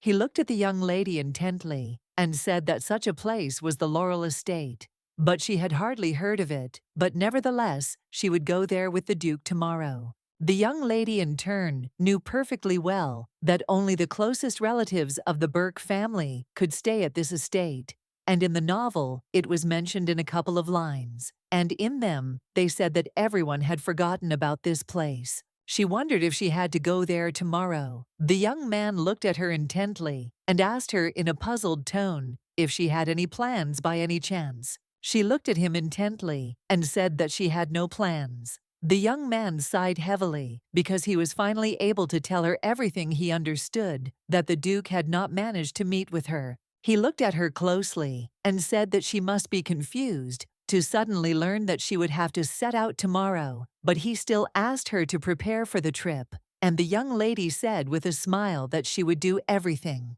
But she in turn was puzzled because the next day they set out on their journey. Syria is very excited and confused, and also embarrassed because she didn't understand what was going on at all. She looked at the Duke with confusion, since no one had warned her about this. He looked at her intently and said that she could try to sleep because they had a long journey ahead of them. She was in shock and didn't understand how she could fall asleep in such a position. An hour earlier, the Duke had come for the young lady and informed her that it was time for them to set out before the snowstorm got any worse. But when he entered the room, he noticed that she was sleeping soundly. The Duke looked intently at the young lady. The maid said in a hurry that she would immediately wake the lady and help her get ready. The Duke sighed heavily and told the maid that she should not do that. A moment later he came closer to the young lady. With lightning speed, he took the young lady in his arms. He told the maid that it seemed that she was sleeping peacefully for the first time in a long time.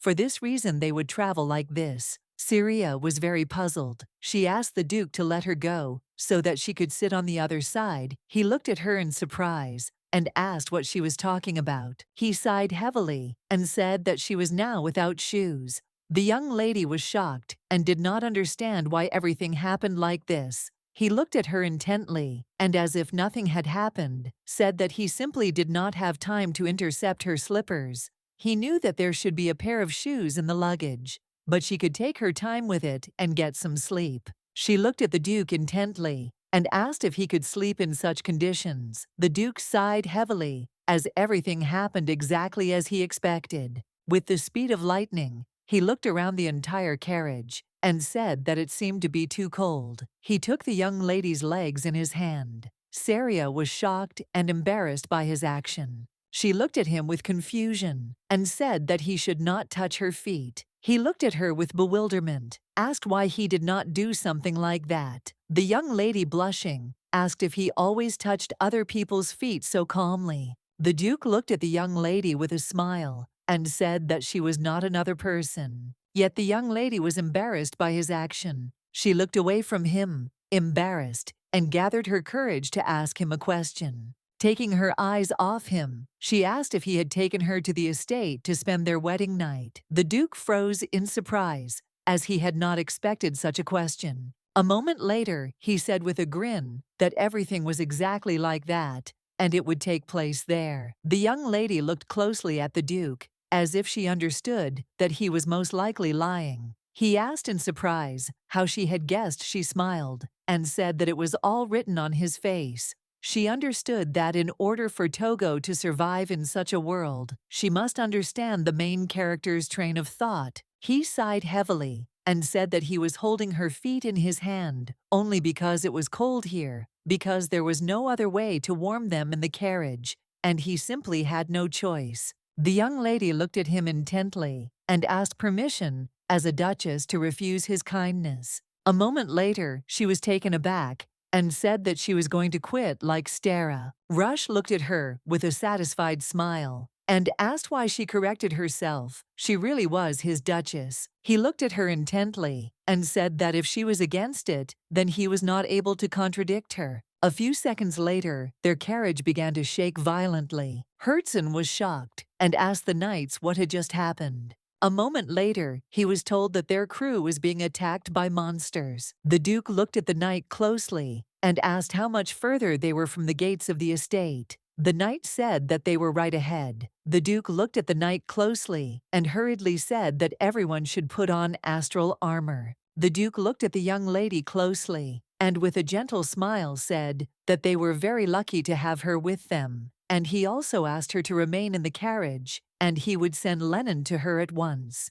The young lady in turn looked at the Duke excited. A moment later she reached out to him and grabbed his cloak. The Duke froze in surprise. She looked at him intently, not wanting to let go. A moment later, her lady told the Duke that he must take care of himself. The Duke froze for a moment in surprise, as he did not expect to hear such a thing. But a moment later he nevertheless removed her hand from his cloak and said that he would take care of himself. Syria looked out the window intently. She was very worried. The young lady sighed heavily as she saw that the weather today was simply terrible. At the same time, the knights were engaged in a fierce battle with the monsters. The knight captain shouted to his subordinates to protect the carriage. Syria, in turn, was very excited. She wondered why the monsters were appearing. Syria wondered if it was because she had not approached the glacier. She was worried because she knew that only a few days had passed. A moment later, a young man entered the carriage and called out to the young lady. He looked at her with a smile and said that it was very warm in their carriage, and it seemed to him that it was just paradise there. She was surprised, looked at her,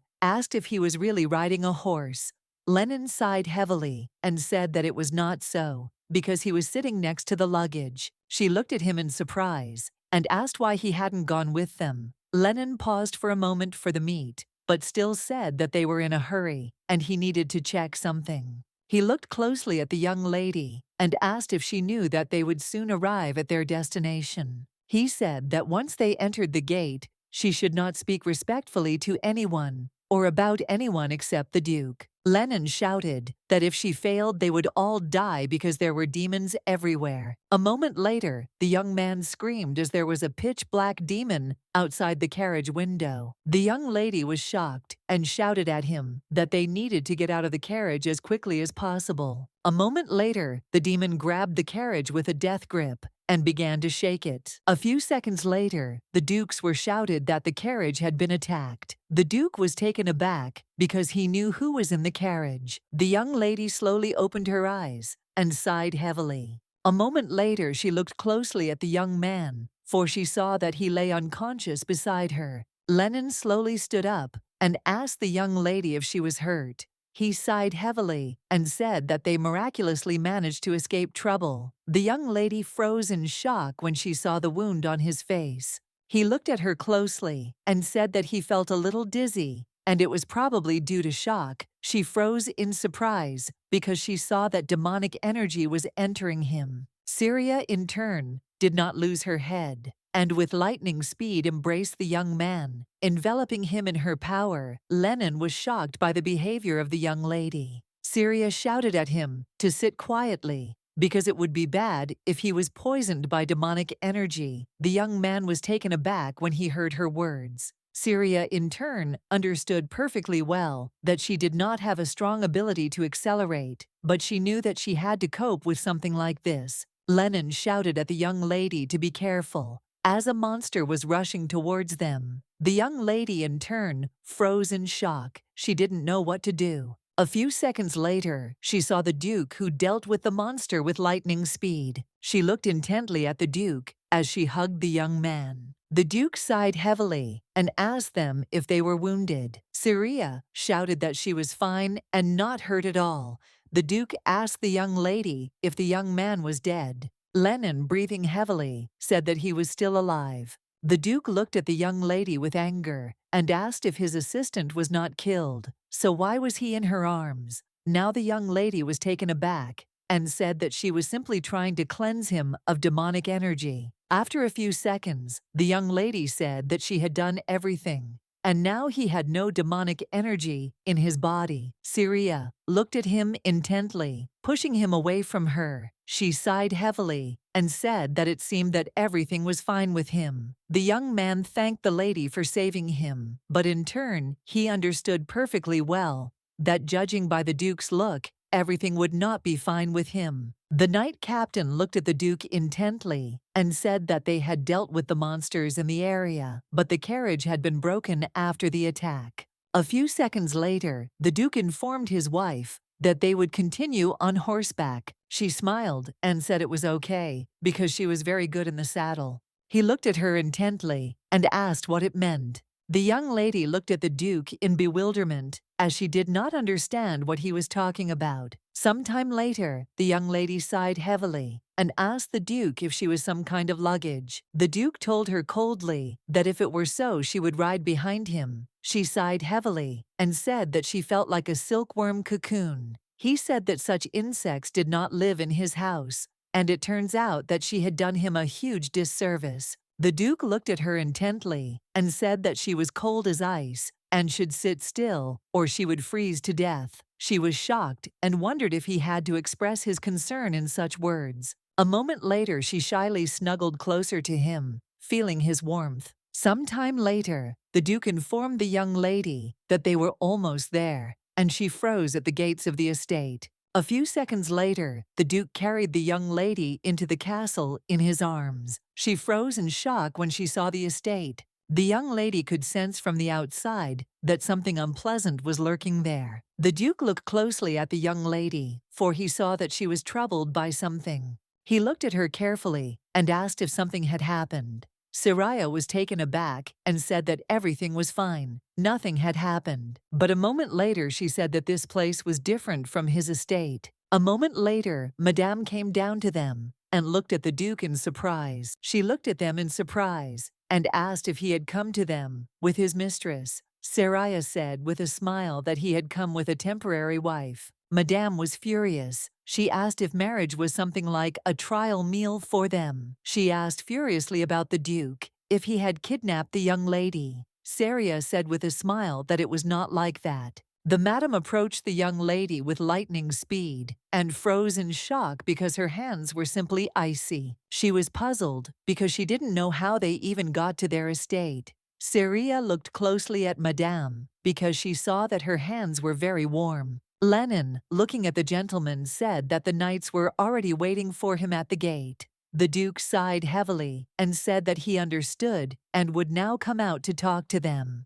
The Duke looked closely at Martha and asked her to take his wife. The young lady was taken aback and said that she had her own legs and could move freely. Martha looked at the young lady intently and said that their floor was too dirty. Syria was shocked, as she didn't understand how she could ask a grown woman to carry her in her arms. But Martha, with lightning speed, took the young lady in her arms and looked at her with a soft smile. The young lady looked at Martha with a puzzled expression and said that she was quite a strong woman. Martha smiled and thanked the young lady for such a flattering compliment and also told her to address her by her first name. The Duke left with the speed of lightning. The young lady, in turn, shouted to the Duke to take care of himself, but he did not hear her words. Martha sighed heavily and said that the Duke was stingy with emotions. Syria looked at Martha intently and said that she did not need to address her in a respectful manner. The lady of the evening noted that Martha did not speak to Mr. Lena in that manner. Syria looked at them in surprise and asked what had happened, because she saw that the atmosphere between them had changed. Martha looked at the young man with a smile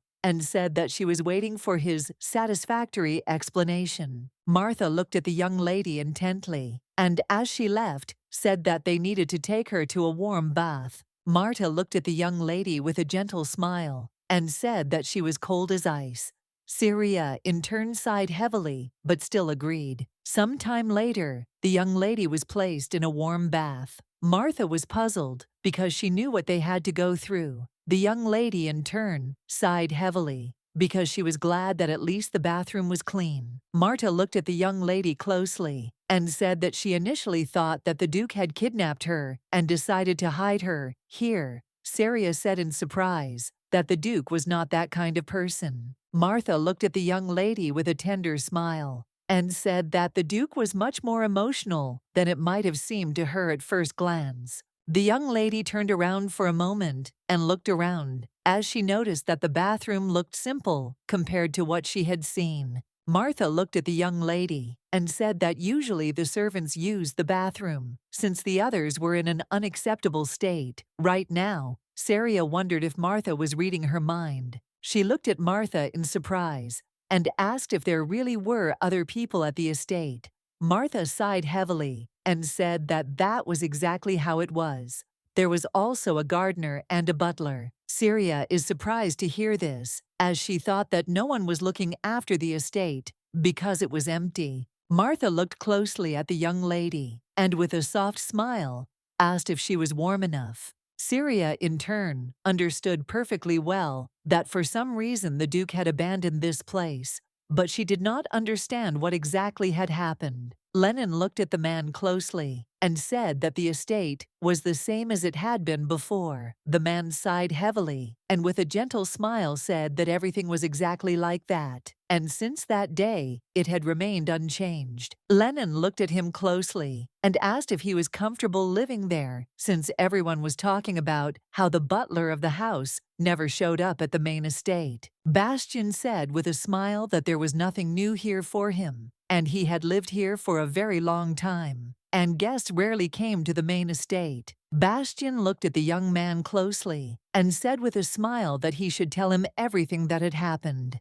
and he also asked if their new duchess was the lady he had called cruel and ignorant the year before last. Lenin looked at the butler intently and asked him not to talk about what he had called her before, because they were both now in excellent standing, and nothing should change. That the man was surprised, but still promised him. Bastian looked at the young man in surprise and asked what had happened to her that he had completely changed his mind about the young lady. A moment later, a young lady entered their room and asked with a smile, who had changed what the men tensed up, as they did not expect to see her so soon. Lenin walked up to the young lady with a happy smile and said that they were just discussing how much the estate had changed with the speed of lightning. He sat her down at the table. He said that she must have been very hungry on the way, and now they would quickly serve her everything. Bastian looked closely at the young lady and said with a smile that it was an honor to meet her.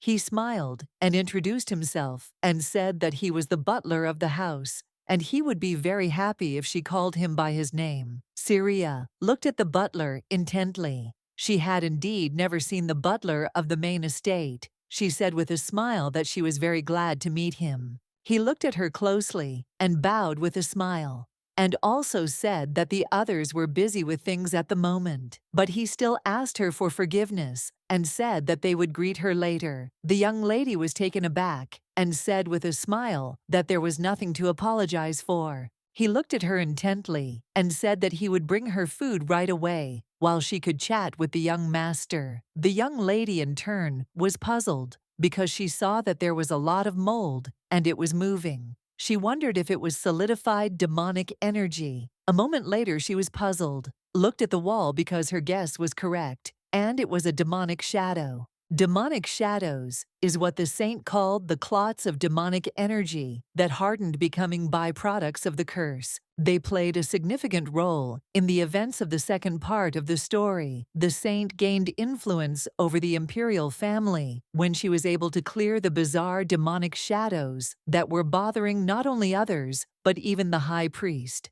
The young lady knew that the saint had cleared the ones in the imperial palace. She wondered if that meant that she would need her help to get rid of them. The young man looked at her closely and asked if she had heard about it from the Duke by any chance. She looked at him in surprise and asked what he was talking about.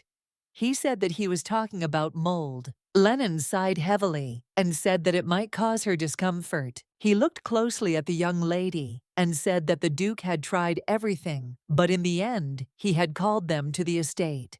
She looked at him in surprise and asked what he was talking about. Lennon looked closely at the young lady and said that the Duke had tried everything, but eventually called him to the estate of the mages, and from the kingdom of Nesla. He said that, as she could already see, the estate was teeming with black mold. This had been going on for 15 years. Lennon sighed heavily and said that they had tried every method known on the continent, but all was in vain. The young lady knew that the High Church condemned them and called them heretics. She asked the young man if it was worth telling him about it. Syria said that she was sterna. After all, the young man sighed heavily and said that the Duke would generously reward her for her silence. She looked at him in surprise and asked if it wouldn't have been easier to just not bring her here. Lennon looked closely at the young lady and said that the Duke was very eager to introduce her to Madame Martha Syria. Froze in embarrassment. Lennon said that Madame had raised him since childhood. The young lady, embarrassed,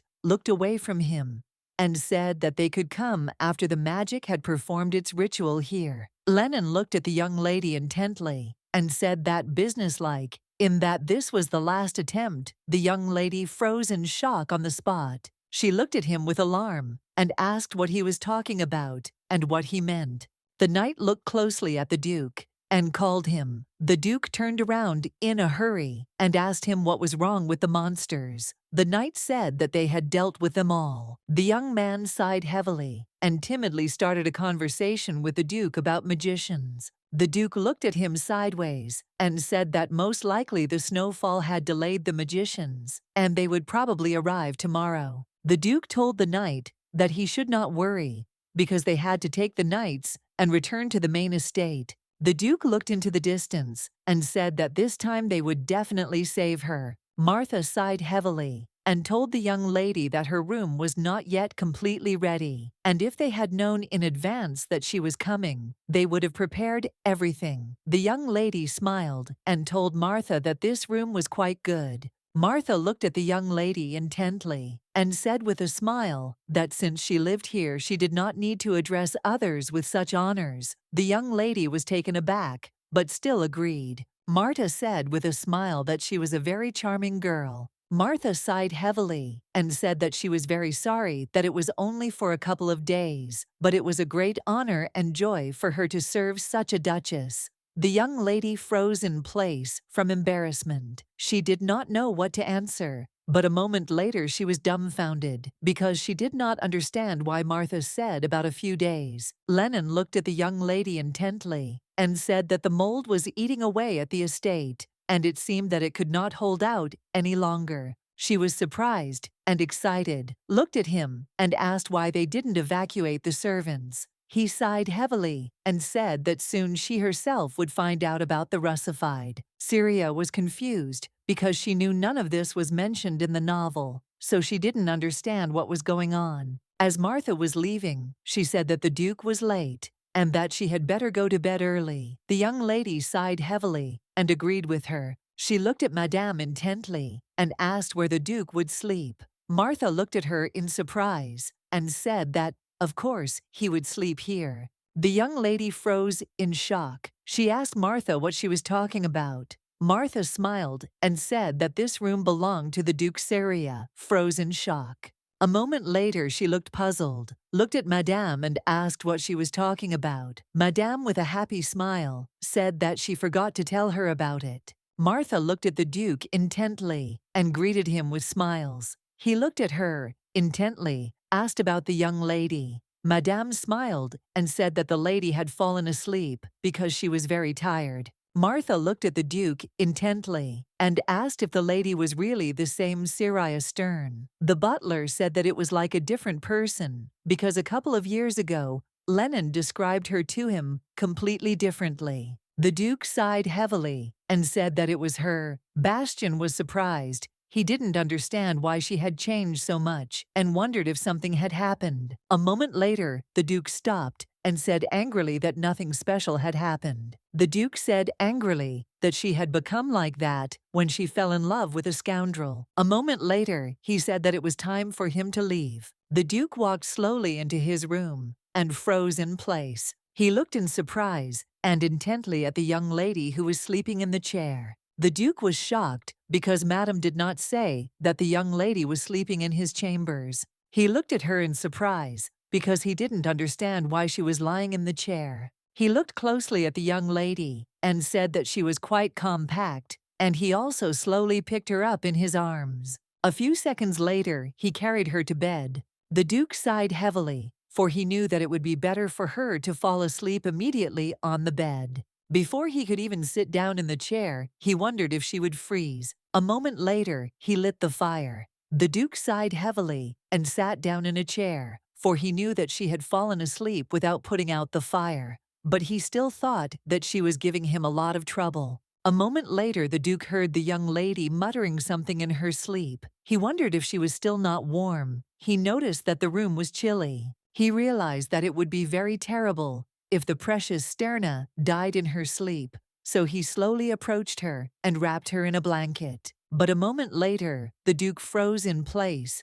When he saw the sleeping Nth lady, he remembered how she embarrassedly asked him if he had really taken her to the estate to spend their wedding night. He sighed heavily and wondered what he was thinking. Just now, he turned around and wanted to leave. A moment later, he froze in embarrassment. As the young lady put her arms around his waist, he looked at her in surprise and called out, but she was fast asleep and did not answer him. The next morning, the young lady was fast asleep next to the Duke. She hugged his chest tenderly because it was warm and firm. But a moment later, she realized what she was touching and was taken aback. She opened her eyes and froze in shock when she saw the Duke in front of her. She was confused and didn't understand what had happened at all and why he was next to her. The young lady was shocked. She did not understand why he was hugging her. In his sleep, Saria decided to leave the magician's bed. With lightning speed, the Duke was sleeping. She quietly moved away from him and tenderly wrapped him in a blanket. She looked at the Duke with a sigh. She looked at him intently as she noticed that he was incredibly attractive. She was puzzled and did not understand how a person could have such perfect facial features. She thought that the main male characters were in a separate league. She understood perfectly well that it would be good if his gaze became kinder. The young lady slowly approached him, but after a few seconds, the Duke opened his eyes and she froze in place in embarrassment.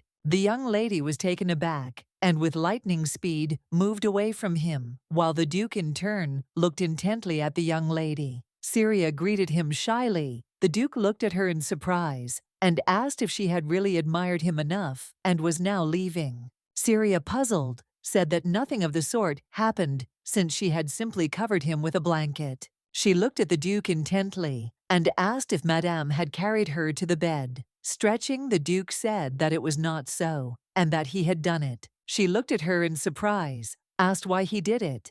The Duke looked at her in surprise and asked if he really had to leave his wife sleep in a chair and take up the whole bed alone. He looked at her in surprise, asked why she had decided to sleep there, bent over the young lady, timidly looked away from him, and hesitating said that she felt most comfortable that way. He looked at her closely and said that he thought she was just afraid that he might do something to her. The young lady cried out in embarrassment that it was not true. The Duke sighed heavily and said that it was true. He said that she had already been acting strangely because she had clung to him for warmth. The young lady was dumbfounded at his words. She cried out for him not to make things up, but he said that it was a fact. Madame Martha looked at the young people and said with a smile that they should call her when they finished breakfast. Saria looked at the Duke intently and said that she knew that the mages would come. She asked if she should stay in her chambers. For now, he looked at her in surprise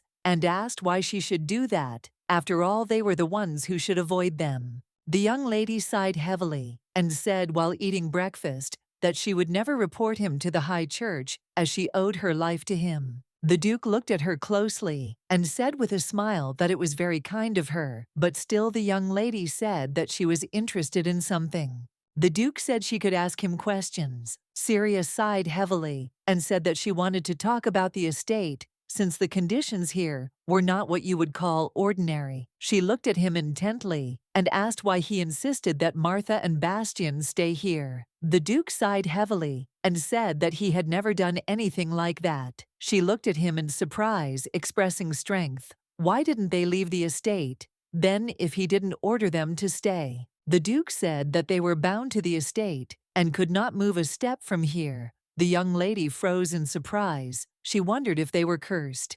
The Duke sighed heavily and said that, to be more precise, only Martha could not leave. The others claimed that they liked it here and did not want to leave. He knew perfectly well that this was a complete lie on their part. The young lady froze for a moment as she realized that the madam was connected to the estate, which could no longer contain the demonic shadows on the disc. Syria knew perfectly well that when the building collapsed, Martha would die. She looked closely at the Duke and asked if he had really turned to the magicians to rescue her. The Duke sighed heavily and said that it was true. He said that it was not the first time and he had tried before. Rouge was puzzled because he knew that everything happened because of him. The young lady looked at the Duke in surprise. She did not understand what his words meant. The young lady looked at the young man in surprise and asked if the Duke had really gone to check the borders, despite the snowdrifts being as high as he was. Lena sighed heavily and said that it was reasonable of him, since they had encountered monsters. The young lady was worried because she thought that something could have happened to the Duke in this weather. Lena looked at her in surprise and asked if she was talking about the gentleman. The young lady was taken aback and asked if such a thing was impossible. Lena, leaving, told the young lady that she still knew the Duke too little. He is an unusual man who will get out of the heart of the desert alive. She remembered when he said that everything happened because of him. She then noticed that the Duke's face reflected pain. She knew that he had done nothing to suffer, but she understood that Madame was a close person to him, and therefore he was worried about her. The young lady looked closely at the Duke's assistant and asked if he could tell her exactly what had happened here at the estate. He sighed heavily, but still agreed to tell her. Lena looked at the young lady closely and said that she should know about it all after all, since she was now a member of the house. He said that the story was long, but he would make it short. It all happened when the young master was 15 years old. His father, the previous Duke, brought his illegitimate son to this estate. Both wanted to overthrow the master from his place as heir. The Duke always found something to reproach him for. Moreover, he threatened Sir Elliot, who was the Lord's only knight at the time, with the chest of the Emerald Sea. This chest is a relic of the House of Burke, used by experienced glory-seeking knights to purely become protectors of the Laurel estate. Those who put a lock of their hair in it will no longer be able to leave the estate. The Duke continued to press the young man to explain why he refused to do so, since he truly wanted to become a knight of the house, and eventually Madame Martha put a lock of her hair there. She did not want the only knight of the Lord to belong to this place forever. From that very time she could not leave the estate, and those who were close to her decided to stay with her. Lena sighed heavily and said there were many more details to the story, but he wanted to keep it short. The young lady was puzzled, for she knew that none of this was in the book, but she did not understand why the Duke's father had done such a thing. Lena looked at the young lady with a keen and worried expression and asked her not to be too upset with the gentleman for bringing her to such a terrible place. Lena said that as far as he knew, the gentleman only wanted to introduce her. Madam, the young lady looked at him intently and said that she was not at all offended by the Duke. Syria looked at the young man with a radiant smile and said that she, on the contrary, was grateful that he shared such personal information with a stranger. Lena looked at the young lady with tears in his eyes and said that she was not a stranger at all, because she was now a member of the house, and as soon as the imperial family approved their union, she would become the closest person to the master. He smiled and said that he was looking forward to the day when he could officially call her a duchess. The young lady, in turn, looked intently at the estate, for she knew that there had to be a way to save the estate and the people who called it home. The young lady stared at the wall, as she knew that she could still cleanse the manor. But she was puzzled because she understood that at such a speed it would take a long time. She understood that the power of purification was too weak. Syria knew that in the novel, the saint discovered the source of the demonic energy and purified it using her saint power. She knew that there was a source here, somewhere in the estate. The butler looked intently at the young lady and called her with a smile. A moment later, he asked her permission with a smile to introduce Suzette to her. Suzette looked at the young lady intently and said that she was a seamstress and also the gardener of the estate. She smiled and asked the lady to accept her belated greeting. The young lady looked at her with a smile and said that she was glad to meet her and introduced herself. The butler looked closely at the radio and said with a smile that she should go into the dining room, as they had prepared dishes that might suit her taste. The young lady was taken aback and looked at him in surprise, as she did not expect to hear such a thing. After a while, the young lady looked at all the dishes with confusion and asked what was going on. The madam looked at the young lady with a joyful smile and said that no one else in their estate ate such food. She looked closely at the young lady and said that they were a little puzzled when the gentleman suddenly brought so many desserts. Martha smiled and told the young lady that it was all for her. Syria asked in surprise if it was all for her. She looked at everyone present and said that it was not that she did not like them, but she was not able to eat everything. Everyone present was puzzled. Some time ago, Martha asked the gentleman if the lady liked sweets. The Duke said that she liked them quite well. Martha looked at the young lady with excitement and told her everything that the Duke had told her. The young lady was puzzled because she did not understand why he suddenly thought so. One remembered how the Duke said that only Martha could not leave the estate, while the rest claimed that they liked being in the estate. The young lady looked at the butler intently and asked what his reason was when he told the Duke that he wanted to live in the estate. Everyone froze for a moment because they did not expect such a question. The butler froze for a moment. He hesitated and said that your estate is a kind of boulder. It consists of a special kind of sugar. The butler told the Duke that having tasted that sugar, he no longer enjoyed any tastes. Bastian sighed heavily and said that of course the Duke did not believe him. The lady looked at them intently but said nothing. A moment later she told the butler that perhaps the Duke was trying to show him what sweets there were outside the estate, hinting that it was time for him to move on. She said that the Duke knew perfectly well that he had given such a reason only to reassure him. The butler trembled with tears in his eyes because he did not suspect what meaning the Duke put into this madam, with tears in her eyes, said that the gentleman was still the same little boy as they remembered him, and he was very kind. The young lady looked at them intently, as she understood that the Duke cared very much for them. She knew perfectly well that it had nothing to do with her, but for some reason, her heart ached.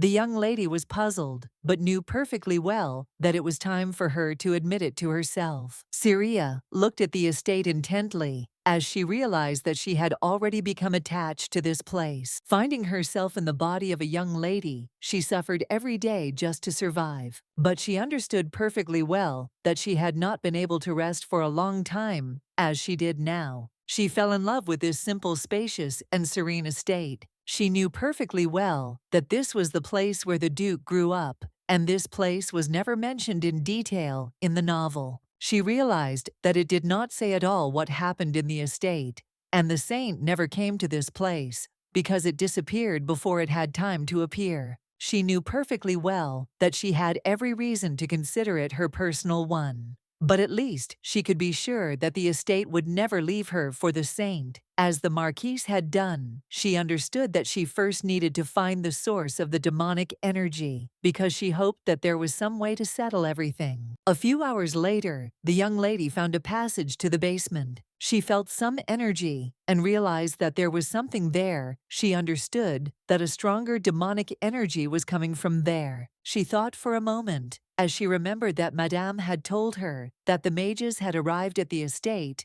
and gone to the basement, and they would try very hard to avoid being seen by them. The young lady in turn wondered whether she should go, or whether now was not the best time. A moment later, a young man quietly crept up to her and asked her in a puzzled tone why she was there. Syria was shocked and very scared. She flinched and screamed in surprise. Turning around, she looked at the young man puzzled and said that he had scared her very much.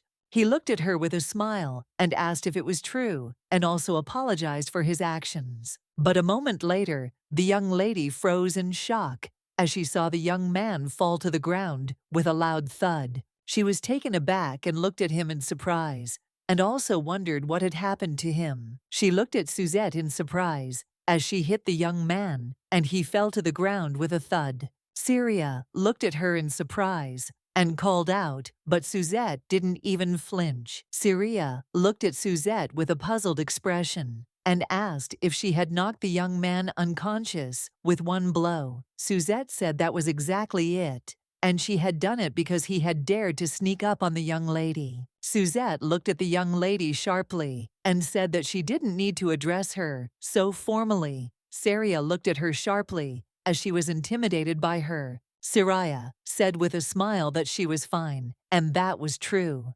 Suzette shouted with fury that she had been trying to correct the young man's bad habits for a long time. She asked the lady's forgiveness for this one-time oversight. Suzette drew her sword from its sheath and walked towards the young man. The young lady looked at her intently as she reminded her of her protector, Abby. Syria looked closely at the girl and realized that she was much more cruel. Syria realized that all the servants in the Burke household were very formidable. Suzette looked closely at the young lady and asked if she really wanted to look in the basement. Syria looked at her with admiration and asked if she could do it. Suzette said that there was no place in the estate where she would not be allowed. Suzette looked at the young lady intently and said that the master had given his permission for this. Suzette told the young lady that for that reason she could go with her if she wished, and the young lady in turn was very glad of the news. A moment later they finally went down to the basement.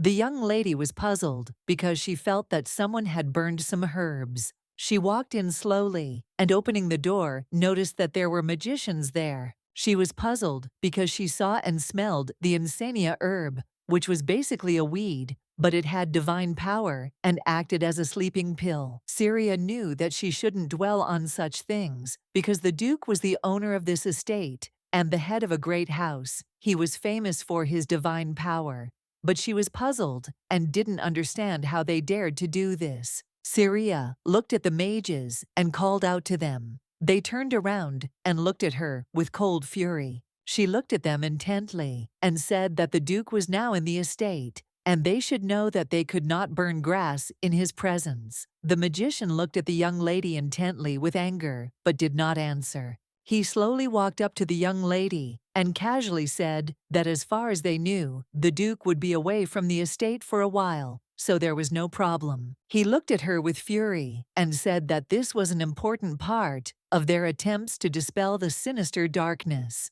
The lady looked at them intently and wondered if the emerald sea chest was really near them now. The man looked at the young lady with fury and asked who she was. She did not answer, and he said with equal fury that he had asked her a question. Syria looked at them and shouted angrily for them to calm down. She looked at them with cold fury and said that they knew perfectly well who she really was. She was furious and did not understand where such impudence came from to demand an answer from her. The men looked at each other not knowing what to answer. The young lady in turn was trembling with fear, as her heart almost jumped out of her chest, but in turn she imitated the real Ceres. The man looked at the young lady with fury and asked where she thought she was now. But a moment later, the man was taken aback as a sword appeared near his throat. Suzette looked at the magician with fury and asked if he had gone mad. She screamed that he should not block the path of her mistress. The man shouted with cold fury at the girl to lower her sword. Suzette, in turn, did not even flinch and shouted at the magician to shut his mouth. The young lady sighed heavily and approached the box. She was puzzled because she knew that her powers were not strong enough because she was not a saint. The man was furious and shouted that they kept interfering with their spells. The young lady looked sideways at her protector and said that they had no business here, and therefore they should leave. The young lady leaving was burning with rage, because she understood that the chest of the Emerald Sea was the cause of everything. She was confident in her judgments, but still she was furious because she did not know what to do. The young lady slowly handed the Duke a few twigs. He looked at her in surprise and asked why he needed them. She smiled and said that she wanted her to be with him because he went every day to check if there were any monsters somewhere. The Duke looked at her with a smile and said that there was no need for war because his wife was always by his side. The young lady sighed heavily and said that she couldn't hug him and clean him like she had done with his assistant earlier. He sighed heavily and said that it sounded very strange. He looked at her in surprise and asked if she shouldn't be more comfortable hugging him since they were married. She looked at him in surprise and asked if he would really ask her to hug him. She smiled and said that of course she could do it, but not in his chambers, but for example in the hall. The young lady embarrassedly looked away from him and asked if they would really go there. The Duke sighed heavily and said that she was sometimes surprisingly naive. The young lady looked at the Duke in surprise and confusion because she did not expect to hear such a thing. A moment later, she said that she had gone down to the basement. Today, the Duke looked at her closely and asked how the magicians were. Saria said that they had behaved impudently, but Suzette had reined them in. I asked in surprise if she was needed. She couldn't deal with them alone. The Duke looked at the table in surprise and asked what it was all about. The young lady smiled and said that Suzette had tied the flowers for her and Martha had brought the milk. The young lady froze for a moment, as she had just realized that she didn't remember them in history. She wondered if this meant that all the servants had disappeared along with the manor. She knew perfectly well that just like the real series, she couldn't expect eternal kindness and good manners from her either. But she knew one thing for sure, because she didn't want everyone in the estate to die. She looked at the Duke intently and wondered if it was a terrible thing to remain silent when she knew the solution to the problem. The young lady looked at the Duke intently and said that she had been looking around the estate for some time and thought she had found a way to clean it. The Duke froze in shock as he had not expected to hear such a thing. He looked at her in surprise and asked if she had really found a way. She sighed heavily and said that that was exactly it. She said she was convinced that the saint had the power to help with this. The young lady in turn wondered if she would be the one to bring the Duke and the saint together. Saria knew perfectly well that their marriage was temporary. But first the Marquise and now the Duke, and because of this, she felt uneasy. She knew perfectly well that they were both the main characters. She understood perfectly well that no matter what it would turn out to be for her, but they were destined to be together. The Duke looked closely at the young lady and said that they should close this topic. She was surprised, looked at her, asked what he was talking about. He said that she should not mention the saint anymore. He looked at her intently and asked if there were any other ways. He wanted to know if she could manage on her own. The young lady was taken aback and shouted that she was afraid she couldn't do it. She asked if he didn't believe her. Saria said she was convinced the saint would be able to get rid of the shadows. The Duke, in turn, said he had no desire to allow a woman who was not connected to his family to come to this house, and besides, she would not appear at the first call. Saria looked at the Duke intently and said that if he wanted, he could temporarily hire the saint as her escort. She said that she could not do it herself since she already had an escort knight. The Duke said angrily that it seemed he should express himself more clearly. Rush looked at the young lady intently and said that he did not wish to bring any women to this estate except his duchess. The lady was puzzled. She did not understand why he refused to do this. She understood perfectly well that the saint was the only one who could save the estate. The young lady looked timidly at the Duke. A moment later, she said she just didn't want anyone to die here. The Duke sighed heavily and asked if that was really why she suggested calling the saint. He sighed heavily and asked if she had no pride at all, and his young lady was momentarily taken aback and stood frozen in place. He looked at her intently and said that she could worry about these people, but first and foremost, she needed to think about herself. He looked at her closely and asked if she was afraid that he might follow in the footsteps of the Marquis. The young lady was shocked by his words, and she did not understand why he asked her about it. She wondered how she could not be afraid. She saw that the estate was beautiful, perfect, and peaceful, and the people there were kind and willing to share their kindness with her. She understood that if the saint were here, she could become the center of this world. Syria knew perfectly well that she would be lying if she said she was not afraid, and the very thought of it made her envious. She was puzzled because she was afraid that the Duke might choose the saint. But in turn, she understood perfectly well that all the people living in the estate could die in an instant. She wondered how she could pretend to be ignorant when she knew the way to save them. She was furious because she simply wanted to help them, and she understood that she had done nothing to deserve such harsh words. A moment later, the lady rose up with the speed of lightning, and looking at the Duke said that he was not like the Marquis. She looked at him intently and said that she had chosen him, but she had not chosen the Duke and the estate. The Duke looked at the young lady with cold fury and said that she had taken, and he was not the man she had chosen. She looked at him sharply and said that since they had agreed on it, she would like him to refrain from showing her any special attention. He looked at her sharply and said that it seemed she had misunderstood his words regarding his duchess. As she left, the young lady sighed heavily and said that she had been mistaken, which was very impudent on her part. She turned around and said that she didn't care at all whether he called the saint, so he should think carefully about all the words that had been said earlier. The Duke sighed heavily and looked intently after the young lady. He was puzzled by everything that was happening and did not know what to do. The young lady walked slowly down the corridor. She was puzzled because she understood that it had turned out very unpleasantly,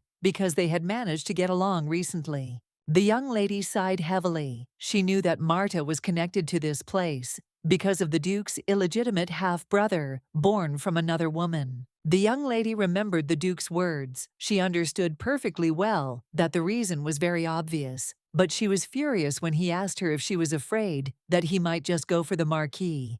And the young lady was puzzled and did not understand how he could say something like that. But a moment later, the young lady was taken aback as she saw Martha lying on the ground. The young lady was taken aback and called her, but unfortunately she heard no answer. With lightning speed, she ran to Martha as she wanted her to come to her senses immediately. Syria froze in shock when she saw blood on her hands. Trembling with fear, she turned around and called out to the Duke. But Syria froze in shock when she saw the knife at her throat.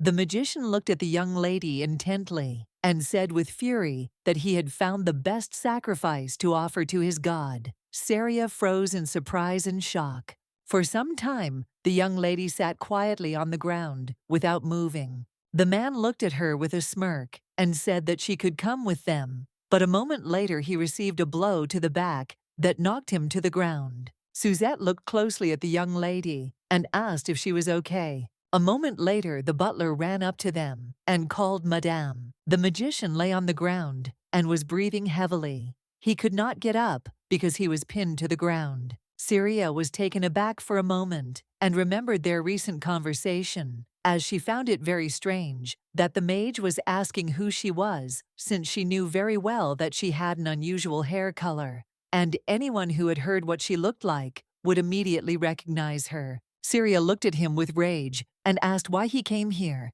Recently, a young lady asked Suzette if she had once been a knight. Syria glanced sideways at the maid and said that she found something suspicious about those people, so she asked her to keep an eye on them. Suzette, in turn, said that she would do everything. The young lady was very glad that she had asked her for help, but she could not even imagine such behavior. Syria looked at her closely and asked what happened to the other shamans. Suzette said that she left one tied up on one floor and went here to get the other two. But a moment later she was taken aback and turned around with the speed of lightning because she heard some noise. With lightning speed, she pushed the young lady away, as well as she saw that the man was heading towards them with a blade in his hand, preparing to strike the young lady. But a moment later, they froze in place as they saw a small dagger flying towards the magician. The Duke looked at the men with cold fury and said that they were just savages. He slowly walked closer to them and asked if the young lady was okay. Some time later, the young lady lay quietly in bed, puzzled by everything that was happening. Recently, the Duke told her that she should return to her room. She sighed heavily, as she knew that after their quarrel, she was not comfortable being in his room. She was glad that they had managed to save her madam, because she knew that the attacker had almost hit her vital organs. A moment later, she was taken aback as the Duke called her. But in turn, the young lady did not answer and continued to lie quietly in bed. The Duke looked at her intently, but did not answer. She was furious and knew he might not even expect her to talk to him. She knew she didn't care, and he could settle into a chair or lie down on the floor. But the Duke acted differently. He quietly stroked her head, slowly touched her hair, and a moment later took hold of the blanket. The young lady shuddered. A few seconds later, she jumped up and sat on the bed in embarrassment. She was confused because she didn't understand what he was doing. The Duke looked at her with alarm and said that he was only checking to see if she was hurt.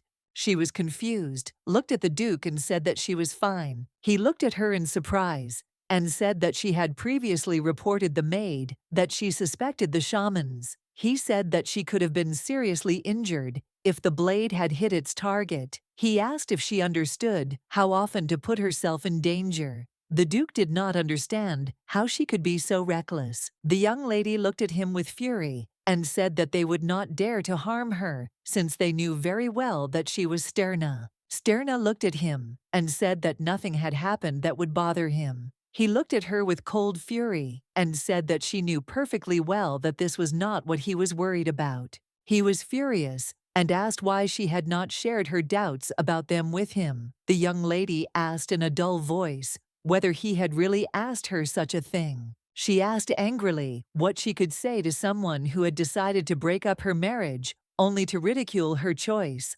Later, he looked at her in surprise and asked what she was talking about. Syria looked at the Duke intently and said that he took every opportunity to hurt her. She said that she had upset him, so he tried to intimidate her into silence. The young lady was shocked because after all this, he expected her to discuss the issue of her safety with him. She looked at him intently and asked how this was possible. She wanted to know how he would have acted in her place. The Duke was stunned by her judgment. He reached out to her and said he never wanted this, but she turned away from him because she knew he was lying to her. A moment later, the Duke asked the young lady for forgiveness, and she froze in shock as she did not expect to hear such a thing. The Duke sighed heavily and said that he should not have thrown around his remarks so thoughtlessly, and he sincerely asked her forgiveness once again. The young lady stood frozen in shock as he apologized to her several times. The young lady looked timidly at the Duke and called out to him. A few seconds later, she accidentally staggered on the bed. The Duke sighed heavily and said that it didn't even tickle him, let alone hurt. He noticed that she didn't understand at all how to attack a knight. She was surprised, looked at him, and said that it was a pure accident. The young lady understood perfectly well that since he had apologized, she should not hold on to her pride either, and besides, she understood why he said such a thing. A moment later, the young lady pulled away from him and invited him into bed. He looked at her in surprise, asked if she really wanted him to lie down next to her. She looked away from him in embarrassment and asked if she had to ask him such an awkward question. The young lady sighed heavily and said sheepishly that he must be tired. Because of today's incident, she asked if he really wanted to spend the night sitting up. He said that he would not be surprised if she suggested it. She looked at him in surprise and asked who he thought she was. She wanted to know if he would wish the same for her. The Duke approached the young lady with lightning speed and said with a smile that he would not wish such a thing. Rush looked at her intently and said sheepishly that she should call him by his name. She was shocked because she didn't know how to behave in such a situation. She looked at him intently and timidly asked him to wait. But the Duke had no intention of doing this. He came closer to her, and she quietly whispered his name. A moment later, Rush kissed her tenderly. The young lady pulled away from the passionate kiss when she heard some strange sound. He looked at her in surprise and asked what she was talking about. Saria, trembling with fear, asked the Duke if he had heard the sound. He looked at her closely and noticed that she was trembling with fear. He smiled and said that of course he heard everything, and he was just joking. The young lady was shocked by his action. She looked at him intently and said with excitement that she almost went crazy. The Duke sighed heavily and said that he knew perfectly well that no one else had noticed him. The young lady was taken aback by his words because the sound was very loud. She wondered why only they heard it. She wondered if this sound was somehow special. She knew very well that the Gyrox Empire was founded by a great Saint Gremmel, who was blessed by the heavens. He was given several divine gifts. The first was the great fortune, which extended to his imperial family. The second was 17 houses each, with their own personal divine power, thanks to Gremmel. These houses continued to pass on holy magic to new generations. Now they are also known by the holy title of Grand Van Shet. Among them, the representative houses were the House of Hanet, the House of Keladine, and the House of Burke. The young lady in turn understood perfectly well that the sound was heard only by those who possessed divine power. She looked at him intently and asked if he knew if there was an altar in the basement. He looked at her in surprise and said that nothing like this could exist on these lands. Saria thought for a moment and said that she definitely felt some kind of weak power when she was there before, and it probably came from the old holy relic. She thought that the source of the shadows might be the same there. She thought for a moment as she thought it sounded presumptuous. The Duke slowly came closer to her and said that she must listen to him carefully. He looked into her eyes and said that she must remain in the room where she would be safe, and he would immediately go and see where the sound came from. The Duke looked at the young lady intently and said that he had previously asked her to stay in his room. She looked at him intently and said excitedly that it seemed he had accidentally forgotten who she was. The young lady was shocked. She did not understand. Since when this story turned into a horror story, she was legitimized and very scared because she did not understand who put out all the candles. The Duke looked at her closely and said that she was shaking badly and also asked if she was cold. Saria was puzzled and said that she was not because she was just scared. Rush took her hand firmly and asked with a smile if she was afraid the young lady froze in place from embarrassment. He looked at her intently and said with a smile that this was some kind of paradox. He smiled a soft smile and said that before she behaved thoughtlessly, but now your darkness. The young lady in turn did not answer him and only walked with him arm in arm. She noticed that he had large and warm hands. A moment later they entered the dungeon. The young lady paused for a moment in front of the large portrait. The Duke in turn slowly raised the lantern higher. Rush sighed and said that this was the former Duchess. He glanced sideways at the young lady and said that she was his mother. The young lady was surprised because she saw his mother again. She was very beautiful. She wondered if they had similar characters. She looked at the Duke in surprise as she noticed that he had moved away from her. She came closer to him and looked at the book with bewilderment. As she did not understand what was in front of her, the Duke said that these were historical records about his family. He said a couple of pages had been torn out, so he took them downstairs for safety. She was surprised because she could see the history of his family described. Saria knew that the book was mentioned a couple of times in the novel.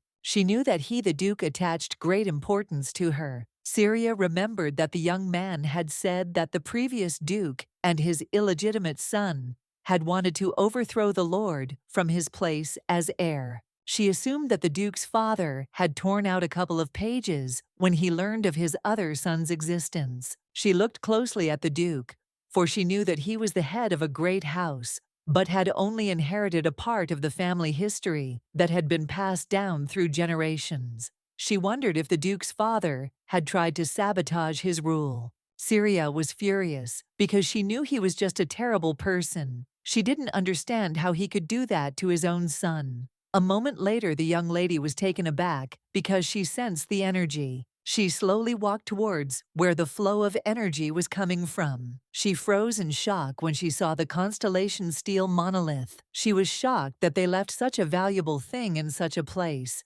She didn't understand how many of them were there. But a moment later, another relic caught her attention. She heard someone's voice telling her to take it. The young lady was shocked. In turn, she slowly reached out to the relic as if enchanted. The Duke looked around in surprise because he did not see the young lady next to him. He looked into the distance in surprise and asked what she was doing. But a moment later, he noticed a bright light and ran towards the young lady, for he saw that she was gradually being enveloped in a glow. The young lady, in turn, slowly reached out to the relic. It froze, and strength gradually flowed into it. Bitter memories suddenly came flooding back to her. She also saw a young man who presented her with flowers with a joyful smile. She saw a strange woman who was grieving and begged him not to reject her. The young lady woke up from a terrible nightmare and shuddered. She was puzzled because she did not understand where she did not understand. She also what happened. She recalled what happened in the estate, but then all her memories sank into oblivion. She was taken aback and froze in shock when she saw her protector, who was hugging her tightly. Abby said with fury that on the third day of her unconsciousness, she was close to destroying the entire estate with her bare hands. Syria, in turn, was shocked by this news. She looked at her protector in surprise and asked where she was now. She looked at the knight intently and said that since she was here, she was being returned to the main estate. Abby looked at the young lady intently and said that everything was true, and they were now in the Duchess's chambers because the Duke ordered the servants to bring her here. Syria looked at her in surprise and asked if this was true. A moment later, the young lady saw Suzette and Bastien. She was surprised, but at the same time incredibly happy. She looked at them in surprise and asked what they were doing here. A moment later, they were kneeling before the young lady. Bastien said with a smile, young lady, that she must accept their deepest gratitude, and from Madame Miranda as well. He looked at the young lady intently and said that they would never forget the price she had paid to save the estate. The young lady was taken aback by his words. She looked at him intently and told him to repeat it again. Immediately, she asked if he really meant to say that the shadows had disappeared. He looked at her with a smile and said that it was just like that, and they disappeared completely. Suzette looked at her intently and said that they would like to devote themselves entirely to serving her. The young lady was shocked by everything that was happening. She wondered if the demonic shadows were really gone. She knew perfectly well that the saint had not even come close to that place. Martha was very happy. She was pleased to see that the shadows had really gone away. She remembered how her mistress, knowing her, wandered around the palace because she wanted to get rid of the demonic shadows. Martha could see that the young lady was upset that her powers were not enough. Martha thought of the young lady with a joyful smile, for she knew that the Duke had found himself an excellent wife and a duchess of the house. The young lady was puzzled because she lost consciousness when she touched the relic. She looked closely at the relic as she remembered it. In the book, this diadem ended up in the hands of Syria's older brother, Nisus Celadena, after a fierce struggle between several minor male characters. Then the young man gave it to the saint, and from then on she wore it every time she went out. Syria was surprised and puzzled because she did not understand how the tiara ended up in the estate, because she had previously thought that the young man bought it at some auction house. Suzette looked closely at the young lady and asked if something was bothering her. Syria looked at her intently and said that since her grandfather was found in the wrong place, she should be given to the Duke. She looked at the young lady and said what the gentleman had given her. Syria was taken aback because she did not expect to hear anything like that. She was shocked and did not understand why he gave her such a valuable thing. She understood perfectly well that this was a very important family heirloom. She knew that this tiara was intended for a saint. Suzette said with a smile that everything that the Burke house had was now hers. The young lady was shocked and at the same time confused because she did not understand what was going on at all. She remembered the moment when she suddenly touched the tiara in the basement. She remembered those terrible memories she had seen earlier. She remembered the young man who, with his joyful smile, presented a beautiful bouquet to the young lady. Syria was a little confused. She didn't understand what she saw the establishment. After all, she didn't remember anything like that happening in the book. She wondered if she had forgotten some parts of the plot. Sometime later, late in the evening, she was walking around the castle grounds. A moment later, she turned around as the Duke put his cape on her. He smiled and asked if she really wanted to freeze to death. She was surprised, as she didn't expect to see him. He sighed heavily and looked at the young lady and said that he understood perfectly well that she wanted to see him, but she could inform his assistant about it. She smiled and said that she had nothing urgent. Rush looked at her closely and asked if she was feeling better yet. The young lady looked at him with a smile and said that he had asked more quickly than usual. Syria said with a smile that she actually wanted to talk about something else. She smiled and thanked him for the wonderful gift and said that she had decided to wear it as a necklace, and she knew that putting such an antique piece on her head would be a little impractical. The Duke looked at her with a smile and said that it didn't sound so terrible. She was surprised, looked at him, and asked if he was serious. He smiled and said that of course he was, since he had no reason to lie to her.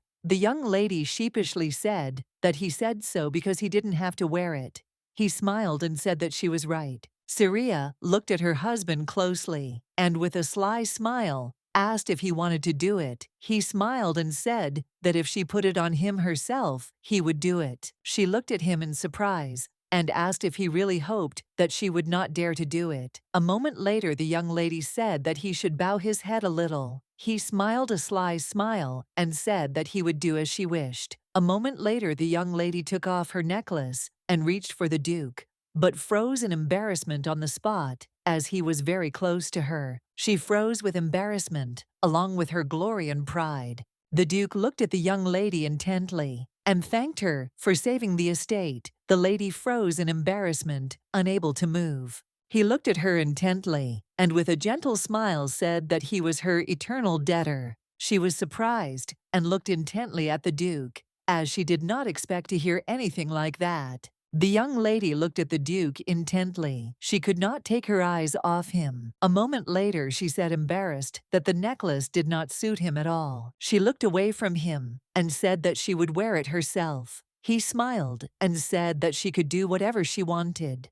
She asked if he knew that this pendant contained divine power. The Duke said that it looked like a relic, but hardly anything unusual. She said that it contained more divine power than an ordinary relic. He sighed heavily and said that this explained why she was so pleased. She looked at him in surprise and asked if there was anything else he wanted to say. She looked at him intently and asked indignantly if he understood how precious and powerful this thing was. She screamed that he should demand it back. He took the pendant from her with a smile and kissed it tenderly, saying that he didn't have a habit of taking gifts back, and besides, it looked much better on her. The young lady, in turn, froze in place in embarrassment. A moment later, she rose with lightning speed and said, leaving that she must resume checking the glacier next week. He looked after her in surprise and asked if she really wanted to monopolize all the affairs of his servants. The young lady, in turn, said sheepishly that it didn't sound so bad.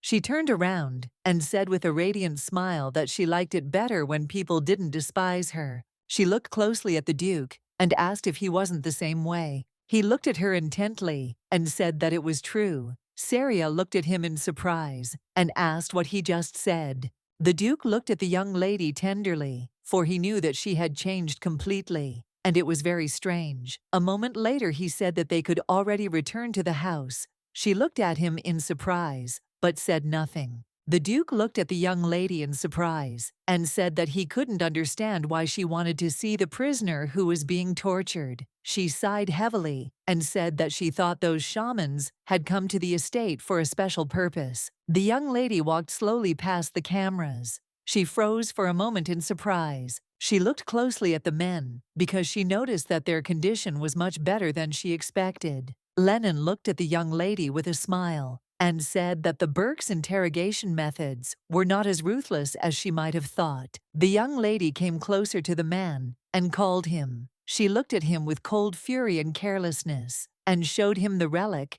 and asked if this was why he came to the estate. A moment later, the man pounced on the young lady with lightning speed. When he saw the divine relic, the Duke managed to push the young lady away, shielding her with his body. The young lady was taken aback as she saw the magician spit out his teeth. Lennon looked at the man with a smile and said that he had told him to keep his mouth shut so they wouldn't spill. He walked up to the man and with lightning speed threw the teeth back into his mouth and also told the man to be obedient because he was scaring his mistress. The young lady looked at the young man in surprise because he had recently said that they did not use cruel methods against her. The Duke pulled her away from them and said that since she had found out what she wanted, they could leave. The Duke looked at the Knights commander closely and asked if Mitchell was behind all of this. Elliot sighed and said that it was, and they assumed that his approach was much harsher than they thought. The young lady looked at them in confusion, as she did not understand who they were talking about. The Duke was very angry. He knew that Mitchell had been furious when he found out he was a bastard, and now he was completely mad. The Duke wondered with fury if he really thought that destroying the House of Burke would change the fact of his birth. The young lady looked intently at the Duke, for she now understood who he was talking about. From the words of the Duke's assistant, she knew that the young man was the favorite of the previous Duke. And since he hired armed shamans, it meant that he really had gone crazy. She was puzzled because she did not understand why he needed the holy relic. The Duke looked closely at the young lady, for he saw that she was troubled by something. And a moment later, he said that he was not concealing any illegitimate children. She looked at him intently and said that she knew it. He looked at her in surprise and asked if it was true. She smiled and said that he would not do such a thing. The Duke sighed heavily and said that it was the first time she had praised him. The young lady smiled and said that if someone else heard this, he would think that she was only criticizing him. He sighed heavily and looking at her, said that this was very close to the truth.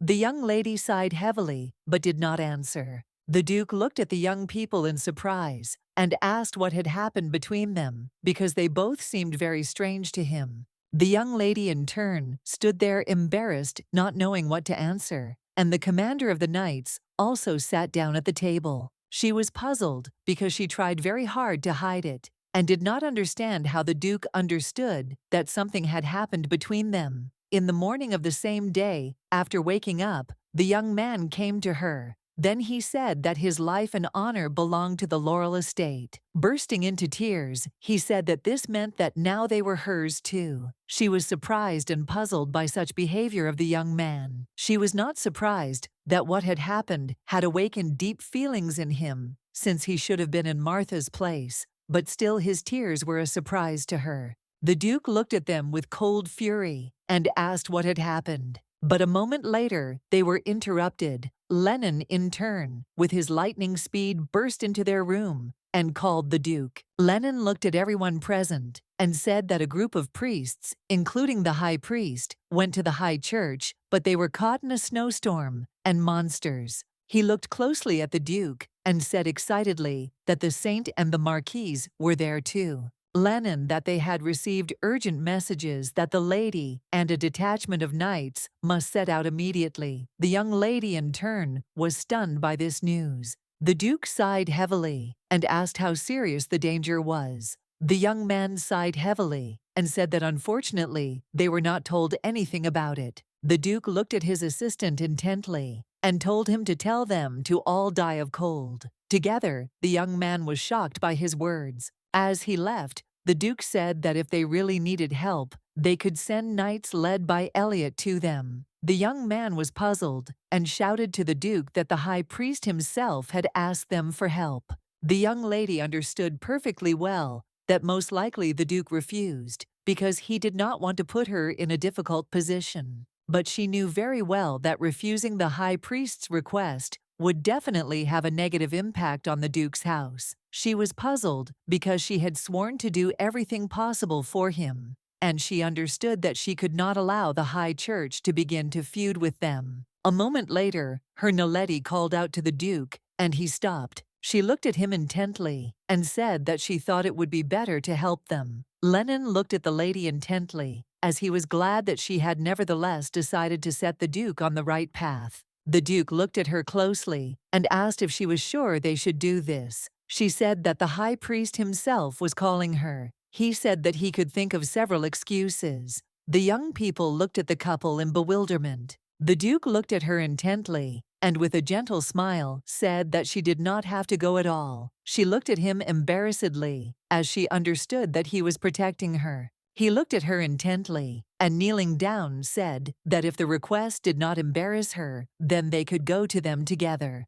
She looked at him shyly, as she was glad for his support. She took his hand with a smile and set it to him. The young people in turn were puzzled by such behavior of the spouses, because they did not expect to see something like this. Some time later, the Duke and his wife arrived at the scene. The High Priest looked at the young lady with a deep gaze and thanked her with a smile for answering the request for help. The young lady looked at High Priest Amos with a deep gaze. He looked at her with a smile and greeted her, and she greeted him too. He looked at her closely and said with a smile that she had matured a lot, and he would like to admit that this was a big surprise for him. The young lady was shocked by his behavior because she knew what he was like from the book. Syria was shocked that such a stern man complimented her. In turn, the Duke hid the young lady with lightning speed. He looked closely at the priest and asked how big a threat the monsters had created. The priest said with a smile that they could walk you, and he would tell you everything.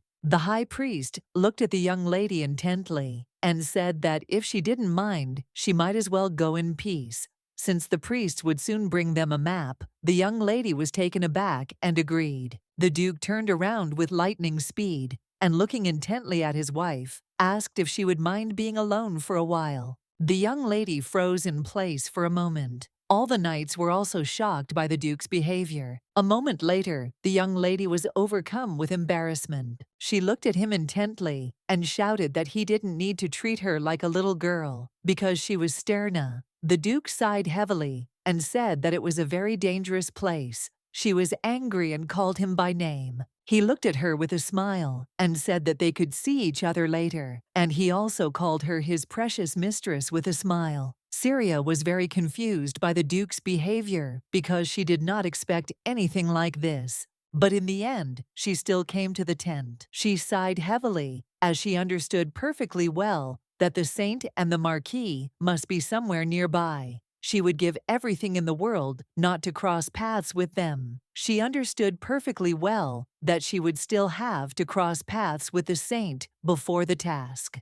A moment later, she froze in shock when she saw and heard the Saint. The Saint looked intently at the young lady and said that she heard everything. The Saint looked intently at Syria and asked if she had really come to save her. Lena asked the young lady if she was not ready to do this, even after everything she had done to her. Syria, in turn, looked at the Saint in confusion because she did not understand what she was saying. Sviata looked at her intently and said that Syria could not even imagine how scared she was. Syria said with a smile that she came as stern because she was called to help. She looked closely at the Saint and said that the High Priest himself was here, so she had no choice. The Saint looked at the young lady in surprise and asked what kind of necklace she had. Syria was taken aback and looked at the Saint in surprise. She was shocked and did not understand why the Saint was suddenly interested in the necklace, because in the book everything was different.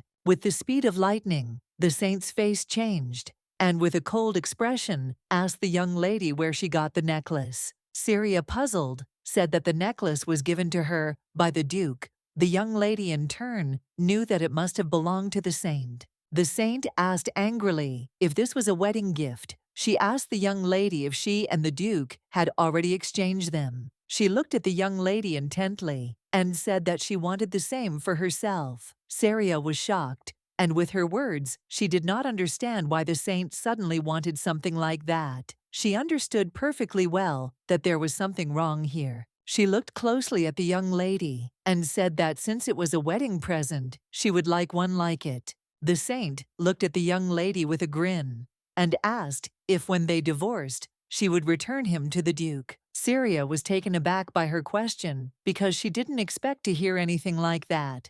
The knight looked at the Marquis in surprise, as he did not expect to see him. The Marquis looked closely at the knight and asked if Lady Syria was in. The knight looked away and said that it was so. A moment later the Marquis was taken aback, for he heard the saint asking the young lady when they were divorced whether she would return the gift to the Duke. The Marquis was taken aback as he clearly understood whose voice it was. The young lady looked at the saint in surprise and asked what she was talking about. Syria was shocked and did not understand what the saint had just said. She looked closely at the saint and wondered if she had always been like this. She knew perfectly well that it was very strange, because she did not at all resemble the character from the book. The young lady looked at the holy thing with a grin and said that it looked like she wanted to get it in a necklace. The saint smiled and said that it was simply very beautiful. The saint looked at the young lady with a grin and said that if she got bored with it, she could give it to her for her birthday.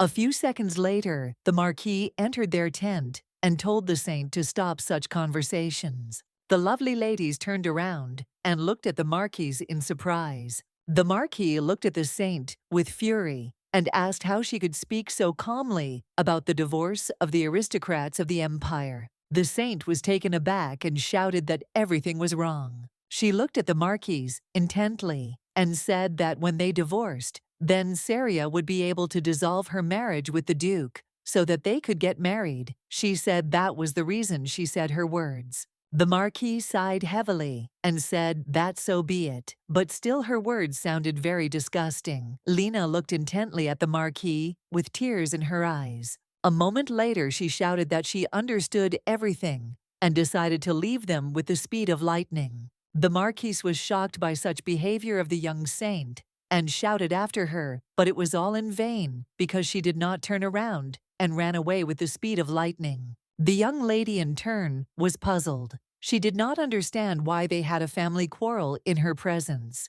Callus sighed heavily and called the young lady. He looked at her closely and said that it turned out that she had lost a little weight. Syria in turn looked away from him and said that it was none of his business and that he should go after the young saint. The Marquis was very surprised by her words. He shouted and called her, but he did not have time to finish as they were notified that monsters were approaching. A moment later, the knight shouted that the monsters were already in their camp. The young people were stunned by the news. The knight commander shouted to his subordinates to stay within range of Stern's forces. The young lady looked around carefully as she realized that there were far more monsters than she imagined. She knew very well that she needed to concentrate as quickly as possible. She knew that her power was capable of reaching the steel of the constellation within 5 kilometers. She just realized that if the knight went beyond the radius, his armor would quickly suck the heat out of him until he died from hypothermia. She understood that when fighting monsters, she and the knights had to be extremely careful. In turn, she was glad that the knowledge remained in her memory, and she really hoped that the saint remained within reach. But a moment later they shouted to her that there was a monster behind her. Syria was taken aback and turned around with lightning speed. She froze in shock on the spot as she did not understand where the monster came from. But a moment later the Marquis called her and repelled the monster's attack. The young lady fell to the ground with a crash. She was surprised because she did not expect to see the Marquis. A moment later, the knights ran towards them as they saw that the Marquis was having difficulty holding back the monster. With lightning speed, the knights surrounded Syria as they knew they had to protect her and the Marquis. She was shocked because she did not understand why he risked his life to protect her. The Marquis looked closely at the young lady and asked if she was okay. She was in shock and wondered why he was trying to protect her after everything that had happened between them. A moment later, the young lady was taken aback and shouted to the Marquis that he had had a monster of a day. But at the same time, the Duke came to their aid and dealt with this monster with lightning speed. The Marquis froze in shock when he saw the Duke defeat the monster. The Duke looked at the Marquis with anger and called him. Rush was very angry because he saw that the Marquis was not able to take care of himself. Syria looked at the Duke with a joyful smile and called him. The Duke looked at everyone present with cold fury and said that everyone here must be crazy. The Duke shouted angrily that they could only talk about the value of sterna and nothing more. The young lady looked at the Duke, who had saved them, with a joyful smile. She was surprised she did not understand how he knew that she was in danger. A few seconds later, the Duke tenderly embraced his wife and said that he felt it because he was overwhelmed by the feeling that he could lose her. The young lady froze in embarrassment because she did not expect to hear such a thing. After his words, she also hugged him back. Syria, she said that she was still here, and if he didn't strangle her in his arms, after she managed to remain unharmed. In turn, the Duke hugged his wife tighter and quietly said that if she died, he would go in and bury all the nobles who asked her for help.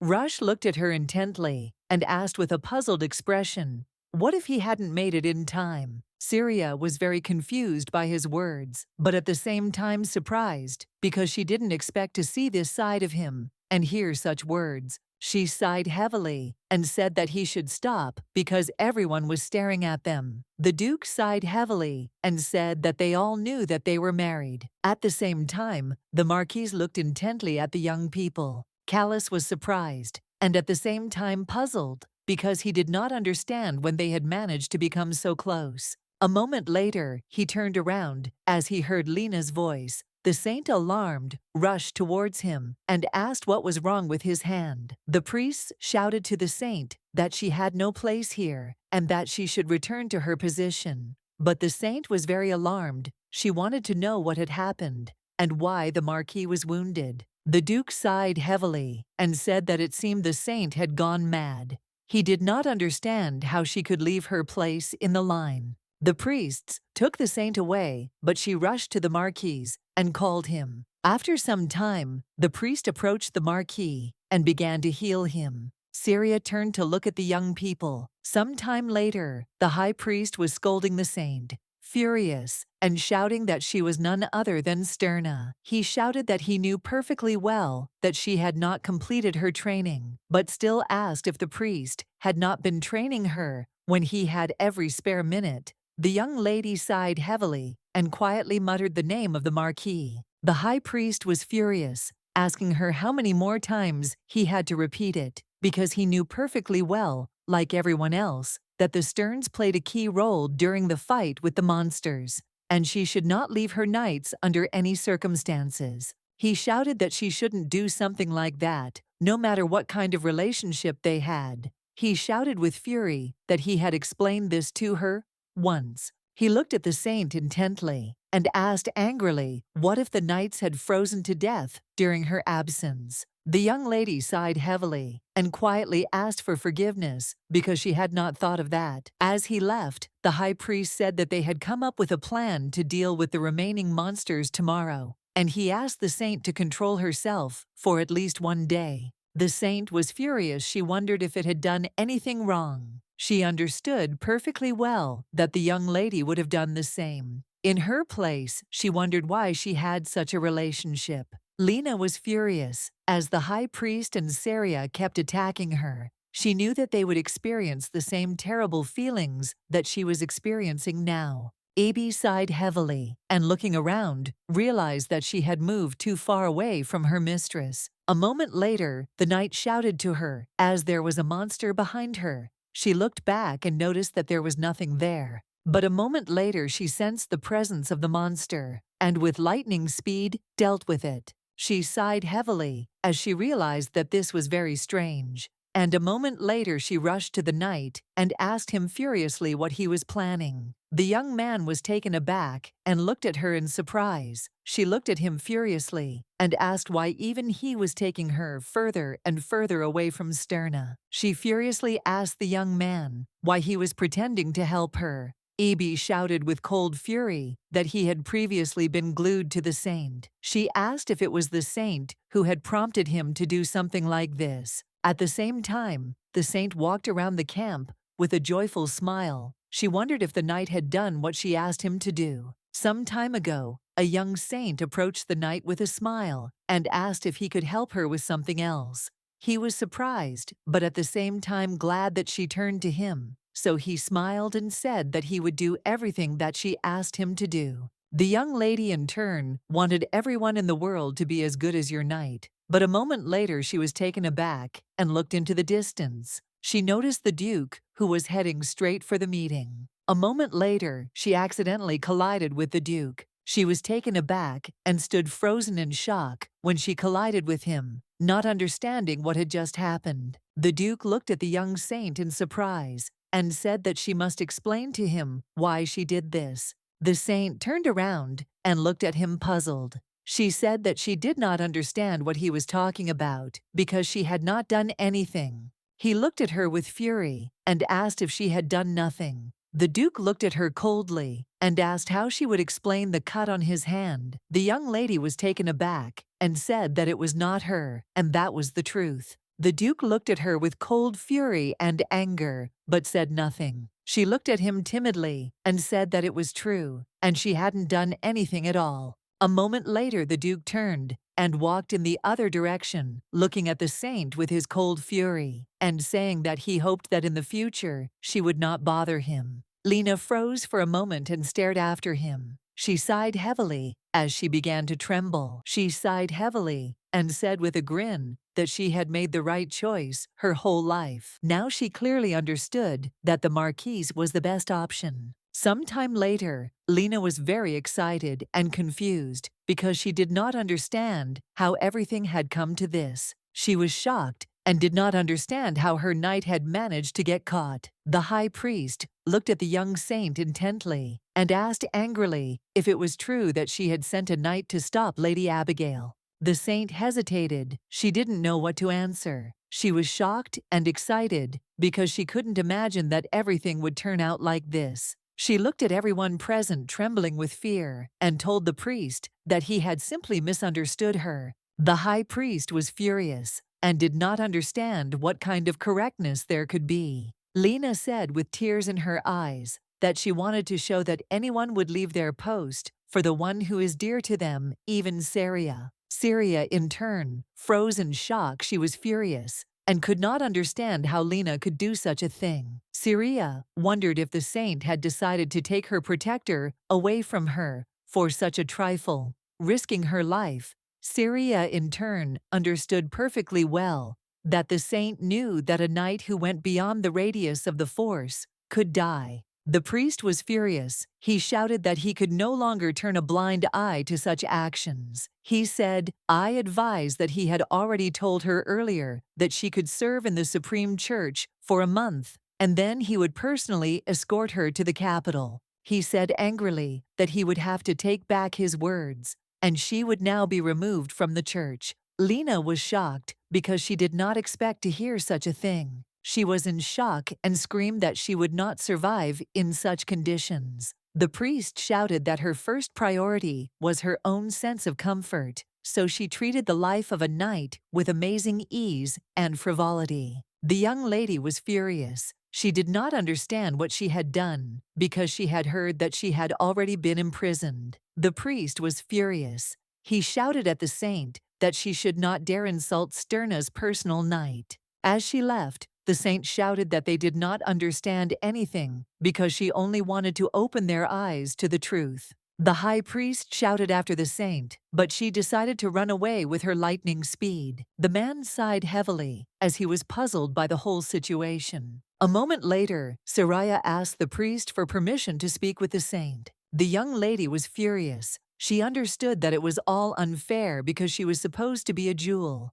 but everyone only scolded her. She was shocked and wondered what she had done wrong. She knew perfectly well that it would have been better for them all to blame the one who had taken her place. A moment later, she heard a quiet voice that felt the divine power quietly whispering that he needed more power. The saint froze in shock as she saw in front of her the necklace she had previously seen on Syria. A voice quietly whispered to her that she should reach out to him and take the necklace. A moment later, a monstrous and terrible force entered Lena. Syria froze in shock when she saw the saint soaking up the dark power like a sponge. Syria was surprised and at the same time confused because she didn't understand what she had just seen. A moment later, she saw the saint fall to the ground with a crash. Syria, in turn, looked closely at the saint and wondered if she had absorbed all the darkness. Syria looked in surprise at the saint, who was running away from her in a hurry. A moment later, she called the saint, but she ran away in a hurry. Syria understood perfectly well that she needed to act faster. She knew that she had to call the high priest, and he would instantly deal with the situation. The Duke was furious when he heard about everything. He understood perfectly well that the saint continued to do stupid things.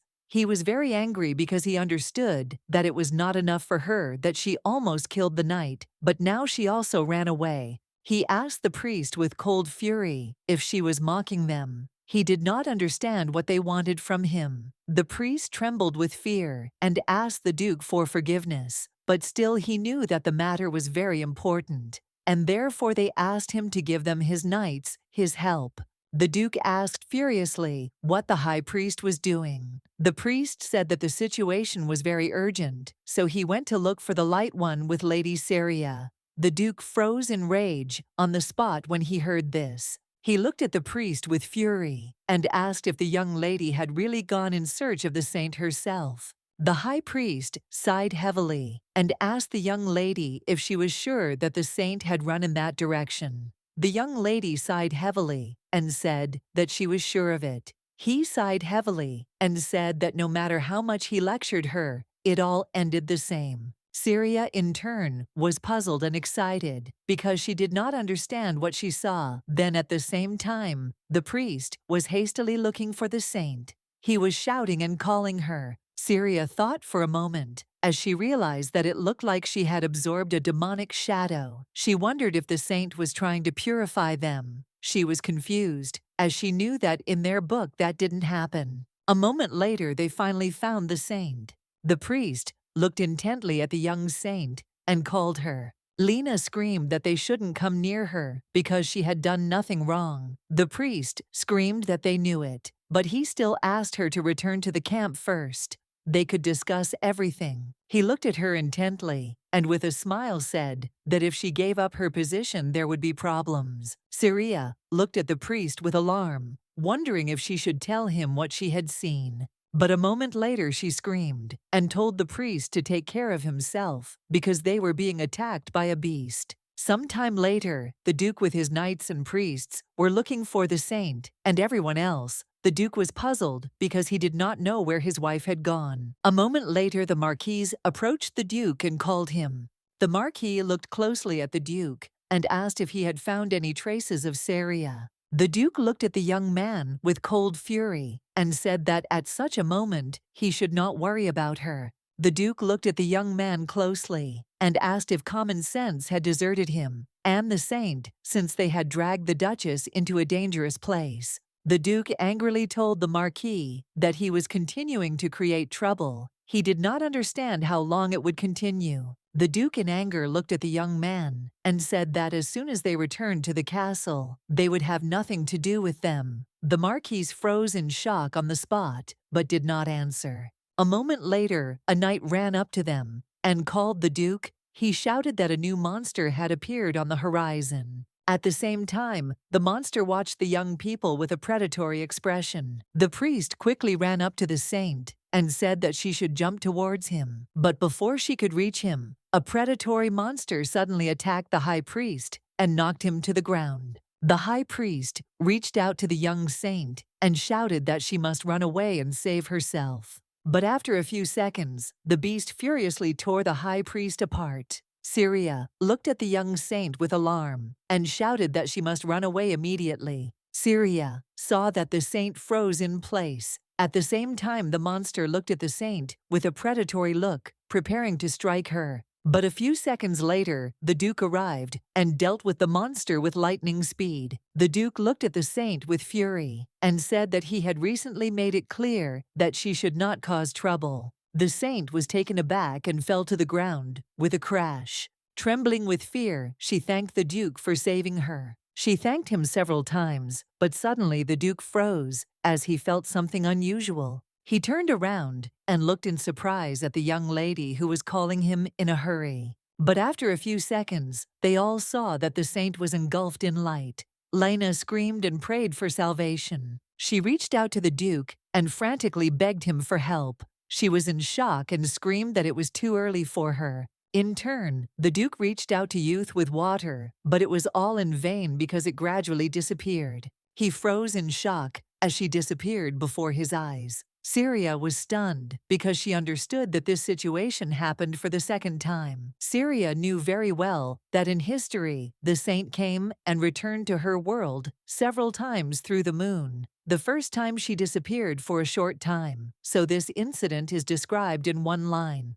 But the next time she disappeared for a long period, which lasted a whole year, it was then that she made the Duke and Marquis realize their love for her, something they had not noticed before. The foreshadowing that happened is the beginning of the main story. The young lady, in turn, tried in every way to avoid this. Syria was well aware that the place and circumstances of her disappearance were completely different, but in turn, she knew that only one thing remained constant. Just like in the book, they both reached out to each other. The Duke turned around and looked intently at the young lady. He came closer to her and called her. She was shocked and didn't know what to do. She wondered if she would just have to watch history unfold. She looked intently at the Duke, expecting him to speak first. She wondered if she could avoid a future where they both fell in love with her. She was worried and did not know whether she would die or live. The priest looked at the young lady closely and thanked her for coming. She was very excited and worried and also upset because she saw that the priests were grieving for their high priest.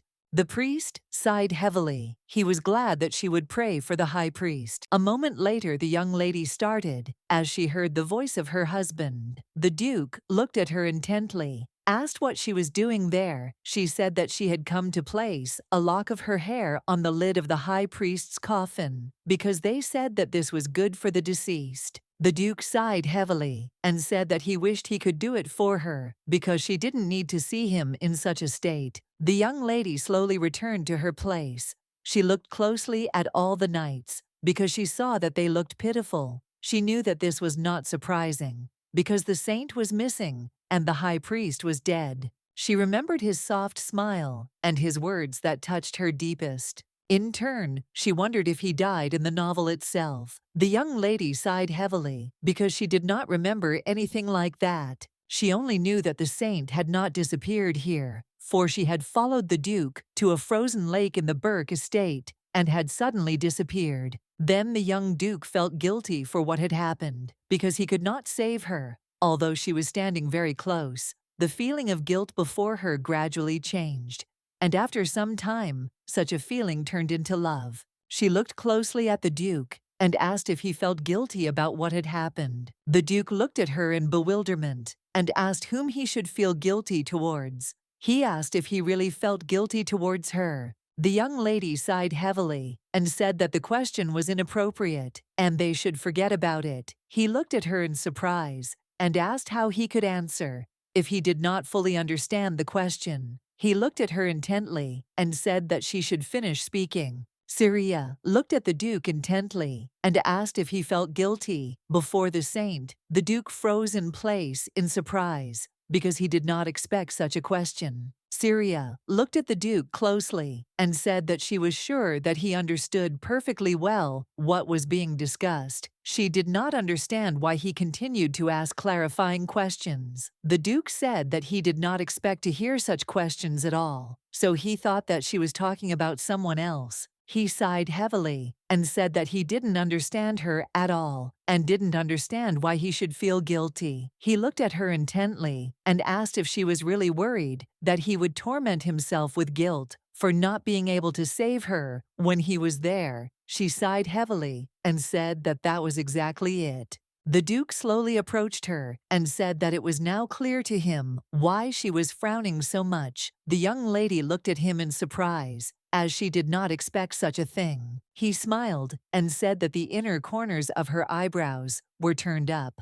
She looked away from him in embarrassment and said that she had nothing like that. He smiled and said that from her expression, her face, you can always tell what she feels, but it would still be better for him to know specifically what she feels. He said that the saint herself decided to escape from the camp. He did not force her to leave, so he did not feel guilty. Saria looked closely at the Duke because she did not understand why he behaved in such a way. She understood perfectly well that it was in a situation like this that he realized his feelings for her. She was now completely confused because she tried very hard to change the plot, but every time everything ended as it was written in it. And the worst thing was that her attempts led to the death of an innocent person. A moment later, the young lady was taken aback as she heard someone calling her, and with the speed of lightning, she threw all her thoughts away and returned to reality. The young girl looked at the lady intently and presented her with an offering